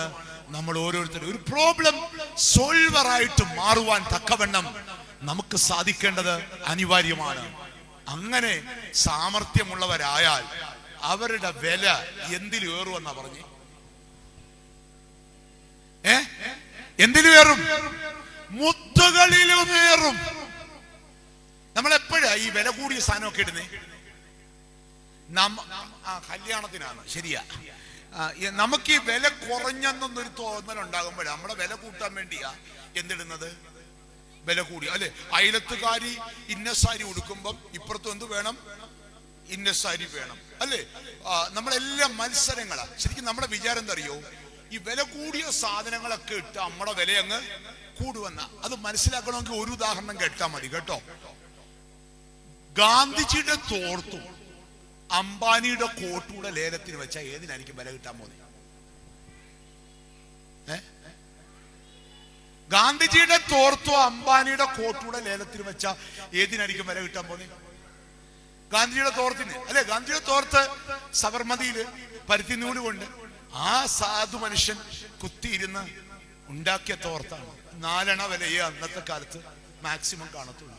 പക്ഷേ അംബാനിയുടെ കോട്ടുണ്ടാക്കിയ ഒരു രാജ്യത്ത്, കോട്ടിലെ ബട്ടൺസ് പതിപ്പിച്ച വേറൊരു രാജ്യത്ത്, അതിലെ രത്നങ്ങൾ പതിപ്പിച്ച വേറൊരു രാജ്യത്ത്, ഇനി 100 വർഷം കഴിഞ്ഞാലും ഇത് ലേലം ചെയ്താൽ എന്തിനായിരിക്കും വില കിട്ടാൻ പോന്നേ? അപ്പോൾ ആരിട്ടു എന്നുള്ളതല്ല, അല്ല എന്തിട്ടു എന്നുള്ളതല്ല, ആര് ധരിച്ചു എന്നുള്ളതാണ് അതിന്റെ വില. എന്ത് ധരിച്ചു എന്നുള്ളതല്ല, പിന്നെന്താണ്? ആര് ധരിച്ചു എന്നുള്ളതാണ് അതിന്റെ വില. അതുകൊണ്ട് എന്നെ കേൾക്കുന്ന പ്രിയപ്പെട്ടവരെ, നമ്മൾ ഓർക്കണം, നമ്മുടെ മൂല്യം നമ്മൾ സൃഷ്ടിക്കുന്നത് സമചിത്തതയുള്ള മനുഷ്യന് വിലയേറും. വികാരങ്ങൾ കടിമപ്പെടാതെ, ദേഷ്യങ്ങൾ കടിമപ്പെടാതെ, നിരാശയ്ക്ക് അടിമപ്പെടാതെ സമചിത്തതയോടെ കാര്യങ്ങൾ കൈകാര്യം ചെയ്യുന്നവന്റെ വില ഏറും. നമ്മൾ ഇപ്പോഴത്തെ ധാരാളം കളക്ടർ പെമ്പിള്ളാര്, കൊച്ചു പെമ്പിള്ളാര് ഇപ്പൊ വന്നിട്ടുണ്ട് അല്ലേ? അവരൊക്കെ ഓഫീസിൽ വരുന്നത് കണ്ടിട്ടുണ്ടോ? വളരെ സിമ്പിളായിട്ടാണ്, ആണോ അല്ലയോ? ആണ്. സിമ്പിളായിട്ട് ഡ്രസ് ചെയ്ത് ഒരു കുഞ്ഞുമാലയിട്ട് ഒരു കുഞ്ഞു കമ്മലൊക്കെ ഇട്ട് ഇങ്ങനെ വരും അല്ലേ? അതേ സമയത്ത് നമ്മുടെ അമ്മച്ചിമാരൊക്കെ കല്യാണത്തിന് പോകുന്ന കണ്ടിട്ടുണ്ട്. എങ്ങനെ പോന്നി? പോയി ബാങ്കിൽ ഇരിക്കുന്ന ലോക്കറിൽ ഇരിക്കുന്ന മുഴുവൻ സാധനവും എടുത്തിട്ടങ്ങ് ഇടും അല്ലേ? കയ്യടെ ഇവിടുന്ന് ഇവിടം വരെ വള, 3-4 മാല, പിന്നെ എടുക്കാൻ വയ്യാത്തൊരു സാരി എടുത്ത് അങ്ങ് ചുറ്റും. എന്നിട്ട് ഇത് ഉടുത്തോണ്ട് ഇറങ്ങുന്ന ഒരു അർഹമുണ്ട്. ഇതിന്റെയൊക്കെ ഭാരം കൊണ്ട് മുട്ടങ്ങ് തേഞ്ഞിരിക്കുക. ഇങ്ങനെയാ ചെല്ലുന്നത്. പക്ഷേ ശരിക്കും പറഞ്ഞ നമ്മുടെയൊക്കെ ധാരണയും ചിന്ത എന്നറിയാമോ? നമ്മൾ ധരിക്കുന്ന ആഭരണവും നമ്മുടെ ബ്രാൻഡുമാണ് നമ്മുടെ വില നിശ്ചയിക്കുന്നതെന്ന അല്ല. മനുഷ്യൻ എന്ന നിലയിൽ നമ്മുടെ വില നിശ്ചയിക്കുന്നത് എന്താണ്? സമചിത്തതയാണ്. അത് കൈവിട്ട് കളയരുത് കേട്ടോ, അത് കൈവിട്ട് കളയരുത്. സമചിത്തത കൈവിട്ടു പോയാൽ നമുക്ക് നഷ്ടപ്പെടുന്നത് ആരെയാ? നമ്മളെ തന്നെ, നമ്മുടെ ജീവിതത്തെ തന്നെ. ഇന്ന് അനേക വീടുകൾ സമചിത്തത നഷ്ടപ്പെട്ട്, സാമർത്ഥ്യം നഷ്ടപ്പെട്ട് തകരും. ഈ സമചിത്തത ഉണ്ടെങ്കിലുണ്ടല്ലോ, ഈ മറ്റുള്ളവരെ, കൂടുള്ളവരെ പ്രചോദിപ്പിക്കാനും പറ്റും. സമചിത്തതയുള്ളവരെ ഉണ്ടെങ്കിൽ കൂടുള്ളവരെ പ്രചോദിപ്പിക്കാൻ പറ്റും. നിങ്ങൾക്കറിയാം, അതായത് ഈ കോഫി ഡേ എന്ന് പറഞ്ഞൊരു ഷോപ്പ് ശൃംഖലയുണ്ടല്ലോ, ഇന്റർനാഷണൽ കോഫി ഡേ അല്ലേ? എന്റെ ഉടമസ്ഥൻ ആരായിരുന്നു? സിദ്ധാർത്ഥ് എന്ന് പറയുന്ന ഒരു മനുഷ്യനായിരുന്നു. അദ്ദേഹത്തിന് കടം കയറി 6000 കോടി രൂപ കടം കയറിയിട്ട് അദ്ദേഹം ഒരു നദിയിലേക്ക് ചാടി ആത്മഹത്യ ചെയ്യാണ്. അദ്ദേഹത്തിന്റെ ഭാര്യയ്ക്ക് ബിസിനസ് എന്താന്ന് പോലും അറിയില്ല, എഴുതി കാണിച്ചാൽ പോലും അറിയത്തില്ല. അവർ വീട്ടിൽ അവരുടെ കാര്യങ്ങളൊക്കെ നോക്കിക്കഴിഞ്ഞ സാധാരണ സ്ത്രീ ആയിരുന്നു. 6000 കോടി രൂപ കടം ഉണ്ടാക്കി വെച്ചിട്ട് ഭർത്താവ് ആത്മഹത്യ ചെയ്ത ഭാര്യ എന്ത് ചെയ്യും? അവരുടെ കാര്യം മാറ്റി വെച്ച് നിങ്ങളുടെ കാര്യമാണെങ്കിൽ എന്ത് ചെയ്യുമെന്ന് പറഞ്ഞാൽ മതി. എന്ത് ചെയ്യും? എന്ത് ചെയ്യും? 6000 കോടി രൂപ കടമുണ്ട്. 500 രൂപ കടം തന്നെ സഹിക്കാൻ വയ്യ. 6000 കോടി കടവാക്കി വെച്ച് എന്ത് ചെയ്യും? ഉത്തരം വന്നിട്ടുണ്ട്, ആത്മഹത്യ ചെയ്യും. പക്ഷേ അവർ ചെയ്തെന്നറിയോ? ധൈര്യത്തോടെ, തന്റെ ഇടത്തോടെ, അതുവരെ അടുക്കളയിലായിരുന്ന ആ സ്ത്രീ, അവര് ആ ബിസിനസിന്റെ ചുക്കാൻ പിടിക്കുകയാണ്. 2 വർഷം കൊണ്ട് ബിസിനസ് എന്താന്ന് എഴുതിപ്പോ മക്കളെയൊക്കെ വളർത്തി വീട്ടുകാരിയും നോക്കി ഒരു സാധു സ്ത്രീയെ പോലെ കഴിഞ്ഞവർ. അവർ നിരാശയ്ക്ക് തളർന്നുപോയില്ല, ദുഃഖത്തിൽ കെട്ടുപോയില്ല, വിഷമമുണ്ട്. പക്ഷെ ധൈര്യപൂർവ്വം ആ ചുമതല ഏറ്റെടുത്തു. എന്താ സംഭവിച്ചെന്നറിയോ? 2 കൊല്ലം കൊണ്ട് 5000 രൂപ കടം വീട്ടി, 5000 കോടി. 3-ാമത്തെ കൊല്ലം വന്നപ്പോഴത്തേക്ക് അത് ലാഭത്തിലേക്ക് വന്നു. നോർത്ത് നോക്കിയേ, 6000 കോടി രൂപ കടമായി മരിച്ച ഒരു മനുഷ്യന്റെ ഭാര്യ ഏറ്റെടുത്ത ധൈര്യം, അതിന് പറയുന്ന പേരാണ് സമചിത്തത എന്ന് പറയുന്നത്. എന്നെ കേൾക്കുന്ന പ്രിയപ്പെട്ടവരെ, നമ്മുടെ വീടുകളിലൊക്കെ കഷ്ടങ്ങളുണ്ട്, സഹനങ്ങളുണ്ട്, ഭാരങ്ങളുണ്ട്, നിരാശകളുണ്ട്, ജീവിതം മടുത്തെന്ന് ചിന്തിക്കുന്നവരുണ്ട്. ആത്മഹത്യ അല്ല അതിന് മറുപടി. നിങ്ങൾക്ക് നേരിടാൻ കഴിയും. നിങ്ങളുടെ കൂടെ ഒരു കർത്താവുണ്ട്. നമ്മളാരും ആഗ്രഹിച്ചല്ല ഈ ലോകത്തേക്ക് ജനിച്ചത്. ആരുടെ ഔദാര്യ? സ്വർഗത്തിലെ ദൈവോ. നമ്മളെ ആക്കി നമുക്ക് മാതാപിതാക്കളെ തന്നെ ആരാ? ദൈവോ. ഇന്നയോളം വഴി നടത്തിയ ആരാ? ആ ദൈവോ. തകരരുത്, തകർന്നു പോകരുത്. സമചിത്തത കൊണ്ട് വേണം നിന്റെ വീട് പണിയാൻ. നിന്റെ ഭർത്താവിനൊരു പോരായ്മ കാണും, ചിലപ്പം മറ്റുള്ളവർക്കൊപ്പം അത്രയും കഴിവ് കാണത്തില്ല, ചിലപ്പോൾ ചില കടഭാരങ്ങൾ കാണും. മക്കളെ ഓർത്ത് സങ്കടപ്പെടുന്ന മാതാപിതാക്കളുണ്ട്. ജീവിതം വഴിയിൽ ഉടച്ചു കളയാനുള്ളതല്ല.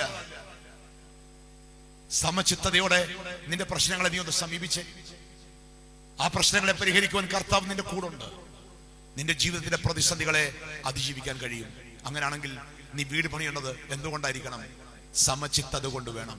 ഒരൊറ്റ കാര്യം കൂടി പറഞ്ഞ് ഞാൻ എൻ്റെ വാക്കുകൾ ഉപസംഹരിക്കാനായിട്ട് പോവുകയാണ്. നിങ്ങൾ കേട്ട് കാണും, ഒരു എഴുത്തുകാരൻ, പേര് പൗലോ കൊയ്ലോ. ആൽക്കമിസ്റ്റും ഫിഫ്ത് മൗണ്ടനൊക്കെ അദ്ദേഹത്തിന്റെ കൃതിയാ. അദ്ദേഹത്തിന്റെ മനോഹരമായ കൃതിയാണ് ലൈക്ക് ദ ഫ്ലോയിങ് റിവർ, ഒഴുകുന്ന പുഴ പോലെ. അതില് അദ്ദേഹം കുറിക്കുന്ന ഒരു സംഭവമുണ്ട്, അദ്ദേഹത്തിന്റെ നാട്ടു സംഭവം. അദ്ദേഹത്തിന്റെ നാട്ടിൽ ഒരു അമ്മച്ചി ഉണ്ടായിരുന്നു, 85 വയസ്സുള്ള ഒരു അമ്മച്ചി. അമ്മച്ചിയുടെ പേരെന്നറിയോ? നോമ. എന്തായിരുന്നു? നോമ. ഈ അമ്മച്ചിയുടെ പ്രത്യേകത എന്നറിയോ? ഭയങ്കര ഹാപ്പിയാ. ഭയങ്കര സന്തോഷം, എപ്പോഴും സന്തോഷം, എപ്പോഴും ഹാപ്പിയാ. നമ്മളാണെങ്കിലോ നടക്കുന്ന തന്നെ എന്തുപോലെ അഗ്നിപർവ്വതം പോലെ തൊട്ടാ പൊട്ടും, അല്ലേ? നടക്കുന്ന തന്നെ അഗ്നിപർവ്വതം പോലെ. രാവിലെ എഴുന്നേക്കുന്നതോ നമ്മളൊന്ന് ഓർത്ത് നോക്കിക്കേ, ഒരു 150 വേദനയും പറഞ്ഞോണ്ട് എഴുന്നേക്കുന്നേ. ആണോ അല്ലയോ? ആണോ? ഈ ഭർത്താക്കന്മാരോട് ചോദിച്ചാൽ മതി, രാവിലെ എഴുന്നേക്കുമ്പോ കേൾക്കുന്ന ശബ്ദങ്ങൾ എന്തൊക്കെയാന്ന്, അല്ലേ? വേദന, കൈവേദന, നടുവേദന, ഉപ്പൂറ്റി വേദന, മുട്ടുവേദന, പെടലി വേദന. കേട്ട് കേട്ട് കേട്ട് കേട്ട് കേട്ട് കേട്ട് കേട്ട് മടുത്തു. കാരണം എന്താ? A day begins with pain, അല്ലേ? ഒരു ദിവസം ആരംഭിക്കുന്നത് എന്തുകൊണ്ടാണ്? വേദന കൊണ്ടാണ്. ഒരു ഡോക്ടർ എന്നോട് പറഞ്ഞതാ, അച്ഛാ, ഇങ്ങനെ എഴുന്നേക്കുന്ന മുഴുവൻ വേദനകൾക്കും അവര് ചെല്ലപ്പേര് വിളിക്കും ഫൈബ്രോമാൾജിയ എന്ന്, മൊത്തത്തിൽ പേര് കൊടുത്തേക്കുന്ന. ഇത് 80% മനസ്സുമായിട്ട് ബന്ധപ്പെട്ട. അതുകൊണ്ടാണ് ഈ വേദന ഉള്ളവർ എഴുന്നേറ്റ് കഴിഞ്ഞ് 10 മണിയാകുമ്പം ഈ വേദന എവിടെ പോയെന്ന് അറിയത്തില്ല. പിന്നെ ഫുട്ബോൾ വേണമെങ്കിലും പോയി കളിച്ചോളൂ. വീണ്ടും ഇത് എപ്പോ പറയും? പിറ്റേന്ന് രാവിലെ പറയും, അല്ലേ? അപ്പം ഈ ഡോക്ടർ പറയാണ്, ഇങ്ങനെ വരുന്നവർക്ക് അദ്ദേഹം കൊടുക്കുന്നത് വൈറ്റമിൻ ടാബ്ലറ്റ് കുറിച്ച് കൊടുക്കും. എന്നിട്ട് ഒരാഴ്ച കഴിച്ചിട്ട് വരാൻ പറയും. എന്നിട്ട് ഓരോ ആന്റിമാര് വീട്ടിൽ പോയി ഒരാഴ്ച മൊത്തം ഡോക്ടർ പറഞ്ഞ പോലെ മരുന്ന് കഴിച്ചിട്ട് പിറ്റേ ആഴ്ച വരുമ്പോൾ ഡോക്ടർ അടുത്ത് പറയും, ഡോക്ടറെ, ഞാൻ അങ്ങേ ദൈവത്തെ പോലെ കാണുന്നത്, എന്റെ എല്ലാ വേദനയും മാറി. 80% ഇത്തരം വേദനകളെല്ലാം എന്തിന്റെ വേദനയാ? മനസ്സിന്റെ വേദനയാ. എന്തുകൊണ്ടാ രാവിലെ എഴുന്നേൽക്കുമ്പോ ഈ വേദന ഉണ്ടാകുന്നതെന്ന് അറിയാവോ? എന്തുകൊണ്ടാ? നമ്മുടെ പിതാക്കന്മാർ ഒരു കാര്യം പറഞ്ഞു വെച്ചിട്ടുണ്ട്, ശയന നമസ്കാരം. കേട്ടിട്ടുണ്ടോ? കിടക്കുന്നതിന് മുമ്പ് എന്ത് വേണം? പ്രാർത്ഥിക്കണം. എന്തിനാണെന്നറിയാവോ? കഴിഞ്ഞ പകൽക്കാലം നിന്റെ മനസ്സിൽ നിക്ഷേപിച്ചു വെച്ചേക്കുന്ന ഒത്തിരി മാലിന്യങ്ങളുണ്ട്. ഇതുമായിട്ട് നീ കടന്നാൽ നിന്റെ രാവിലെ പുലരി ശരിയാവില്ല. അപ്പോൾ നീ പകൽക്കാലം അനുഭവിച്ച മനസ്സിന്റെ വേദനകളല്ല, രാത്രിയിൽ ഉറങ്ങുന്നതിന് മുമ്പ്, നീ കിടക്കയിലേക്ക് വീഴുന്നതിന് മുമ്പ് നീ എന്ത് ചെയ്യണമെന്നറിയാമോ? അവിടെ ഇരുന്നു കൊണ്ട് ഹൃദയപൂർവ്വം പ്രാർത്ഥിച്ച് മനസ്സിന്റെ ഭാരങ്ങളെല്ലാം അകറ്റി വെച്ചിട്ട് വേണം എന്ത് ചെയ്യാനായിട്ട്. പിതാക്കന്മാർ എത്ര ആസൂത്രിതമായിട്ടാണ് മനുഷ്യന്റെ ആരോഗ്യത്തെ സംബന്ധിച്ച് എത്ര കൺസേൺ ആയിട്ടാണ് ഓരോ പ്രാർത്ഥന ക്രമീകരിച്ചേക്കുന്നത്. ഉറങ്ങുന്നതിന് മുമ്പ് നീ പ്രാർത്ഥിക്കണം. എന്തിനാ? നിന്റെ സങ്കടം എല്ലാം തമ്പുരാന്റെ അടുത്ത് പറഞ്ഞ് മനസ്സ് ക്ലീനാക്കി വേണം കിടക്കാനായിട്ട്. അങ്ങനെ മനസ്സ് ക്ലീനാക്കി കിടന്നുണ്ടല്ലോ, രാവിലെ എഴുന്നേൽക്കുമ്പോ പകുതി. ഇതെങ്ങനെ? രാവിലെ മുതൽ കേട്ട മുഴുവൻ തെറിയും മോശപ്പെട്ട വർത്താനം അല്ലേ അവിടെ കിടക്കുക. പ്രതികാരം ചെയ്യാൻ പറ്റാത്തേക്ക് എവിടെ കിടക്കുക? മനസ്സിൽ കിടക്കുക. അമ്മായി അമ്മയോട് തിരിച്ചു പറയാൻ പറ്റാത്തേക്ക് എവിടെ കിടക്കുക? മനസ്സിൽ കിടക്കുക. പിള്ളാരോട് നടത്തിയ ഗുസ്തി എവിടെ കിടക്കുക? മനസ്സിൽ കിടക്കുക. ഭർത്താവിനോട് നടത്തിയ ഗുസ്തി എവിടെ കിടക്കുക? മനസ്സിൽ കിടക്കുക. ഇതെല്ലാം വെച്ചിട്ടാണ് എന്ത് ചെയ്യുന്നത്? കിടക്കുന്നത്. എന്നിട്ട് അവിടെ കിടന്നോ? പെപ്പിന്റെ മെത്തയാ, 2 ലക്ഷം രൂപയുടെ മെത്തയാ. ഇവിടുന്ന് അങ്ങോട്ടുരുളും, അവിടുന്ന് ഇങ്ങോട്ടുരുളും. ഈ ഉരുളലും ആണ് നടക്കുന്നത്. ഈ നടത്തേം കഴിഞ്ഞിട്ട് രാവിലെ എഴുന്നേൽപ്പിലാണ് പറയുന്നത് എന്താണ്? ദേഹം മൊത്തം വേദനയാണെന്ന്. പ്രിയപ്പെട്ടവരെ, നിന്റെ ശയന നമസ്കാരം, നീ ഉറങ്ങുന്നതിന് മുമ്പുള്ള നിന്റെ പ്രാർത്ഥന നിന്നെ പ്യൂരിഫൈ ചെയ്യുന്ന, ശുദ്ധീകരിക്കുന്നതാ. അപ്പോ ഈ സ്ത്രീക്ക് ഭയങ്കര സന്തോഷം, എപ്പോഴും സന്തോഷം. അപ്പോ പൗലോസിനോട് ചോദിച്ചു, അമ്മയുടെ സന്തോഷത്തിന്റെ കാരണം എന്താ? പറഞ്ഞു, എടാ ചെക്ക, നീ എന്റെ വീട്ടിലോട്ടൊന്ന് വാ. ഒരു വിധവയായ സ്ത്രീയാ, ഒരു കുന്നിൻ ചെരുവിൽ ഒരു കുഞ്ഞു വീട്ടിൽ താമസിക്കുക. അപ്പൊ ഒരു ദിവസം വൈകുന്നേരം പൗലോസിലെ കുളിച്ചൊരുങ്ങി അമ്മയുടെ വീട്ടിൽ ചെന്നു. ഈ സ്ത്രീയുടെ വീട്ടിൽ ചെന്നപ്പോ പറഞ്ഞു, കയറിയിരിക്കാൻ പറഞ്ഞു. ഇരുന്നു. ഒരു നല്ല കോഫി ഇട്ട് കൊടുത്തു. കോഫി കുടിച്ചു. ഇപ്പൊ ചോദിച്ചു, എന്താ അമ്മയുടെ സന്തോഷത്തിന്റെ കാരണം? ഉടനെ ഈ സ്ത്രീ അകത്ത മുറിയിലോട്ട് പോയി. എന്നിട്ട് തിരിച്ചു വരുന്നത് ഒരു കലണ്ടറുമായിട്ടാണ്. ആ കലണ്ടർ നോക്കിയപ്പോ ഉണ്ടാ നിറച്ച് കുത്തിക്കുറിച്ച് വെച്ചേക്കുക. പണ്ട് നമ്മുടെ വീട്ടിലൊക്കെ കലണ്ടർ ഉണ്ടായിരുന്നല്ലോ. നമ്മുടെ വീട്ടിലെ കലണ്ടറിൽ എന്തുവായിരുന്നു എഴുതുന്നത്? പാലിന്റെ കണക്കാ, അല്ലേ? നമ്മുടെ കലണ്ടറൊക്കെ കാണുമ്പോൾ നമുക്ക് കരയാൻ തോന്നും. കാരണം എന്താ അറിയോ? കിട്ടാനുള്ള കണക്കാണ്. ഈ മാസം കിട്ടുമോ എന്നോർത്ത് കരയും. പക്ഷെ ഈ അമ്മയുടെ കലണ്ടർ എഴുതിയിരുന്നത് എന്താണെന്നറിയോ? ഓരോ ദിവസവും സെലിബ്രേറ്റ് ചെയ്യേണ്ട കാര്യങ്ങൾ. അയലത്തുകാരന്റെ ബർത്ത്ഡേ, വേറൊരാടെ ഓർമ്മ, വേറൊരാടെ മരുമകളുടെ ബർത്ത്ഡേ, ഇതൊക്കെ ഉള്ള ദിവസം എല്ലാ ദിവസവും അങ്ങനെ എഴുതി വെച്ചേക്കാം. 360 ദിവസവും സെലിബ്രേറ്റ് ചെയ്യാനുള്ള കാരണം. രാവിലെ അവർ എഴുന്നേക്കും, പ്രഭാത കർത്തവ്യമൊക്കെ കഴിഞ്ഞ് മുട്ടുകുത്തി എന്ന് പ്രാർത്ഥിച്ച് അതിനുശേഷം ആ വ്യക്തികളെ അടുത്ത് ചെന്നിട്ട് അവർക്ക് വേണ്ടി ഒന്ന് പ്രാർത്ഥിച്ച് എന്തെങ്കിലുമൊക്കെ കൊച്ചു പലഹാരം ഉണ്ടാക്കിക്കൊണ്ട് പോകും. എന്നിട്ട് അവർക്ക് കൊടുത്തിട്ട് അവർക്കൊരു നന്മയെ നേർന്ന് തിരിച്ചു വരും. അവർ വൈകുന്നേരം വരെ ഹാപ്പിയാ. ശരിക്കും പറഞ്ഞ ആ നോമ എന്ന് പറഞ്ഞ അമ്മച്ചിയുടെ കലണ്ടർ ഉണ്ടല്ലോ, നമ്മുടെ എന്താണെന്നറിയോ? നമ്മുടെയൊക്കെ ജീവിത 365 ദിവസമുള്ള നമ്മുടെ ജീവിതം എങ്ങനെ സെലിബ്രേറ്റ് ചെയ്യണമെന്ന്. നമ്മൾക്കൊക്കെ ഒരു ചിന്തയുണ്ട് കേട്ടോ, കരഞ്ഞ് ജീവിക്കുക, കരയുക. എങ്ങനെയൊക്കെ നമ്മുടെ ആധ്യാത്മികതയിലും ഇത് അമിതമായൊരു പ്രവണതയായിട്ട് വന്നിട്ടുണ്ട്. നമ്മൾ ജനത്തെ മുഴുവൻ പഠിപ്പിക്കുന്നറിയോ, കരയണം. പക്ഷെ കർത്താവ് നമ്മളെ പഠിപ്പിച്ചെന്നറിയോ, സന്തോഷത്തോടെ ജീവിക്കാനാ. കർത്താവ് എത്ര തവണ കരഞ്ഞെന്നാ വേദപുസ്തകത്തിൽ പറയുന്നു? കർത്താവ് വല്ലപ്പോഴേ കരഞ്ഞുള്ളൂ. കരഞ്ഞപ്പോ ഒക്കെ അവർ എഴുതി വെച്ചിട്ടുണ്ട്. കർത്താവ് ചിരിച്ചെന്ന് എഴുതിയിട്ടുണ്ടോ? ഉണ്ടോ? അത് ചിരിക്കാഞ്ഞോണ്ടല്ല, കർത്താവ് എപ്പോഴും ചിരിക്കുമായിരുന്നു. എപ്പോഴും ചിരിക്കുന്ന ഒരാൾ ചിരിക്കാൻ തരുന്ന കാര്യമുണ്ടോ? എപ്പോഴും ചിരിക്കുന്ന ഒരാള് ചിരിക്കുമെന്ന് എഴുതി വെക്കേണ്ട കാര്യമുണ്ടോ? ഇല്ല. വല്ലപ്പോഴും കരയുമ്പോഴേ, വല്ലപ്പോഴും ദേഷ്യപ്പെട്ടപ്പോഴൊക്കെ അതൊക്കെ വേദപുസ്തകം കുറിച്ച് വെച്ചിട്ടുണ്ട്.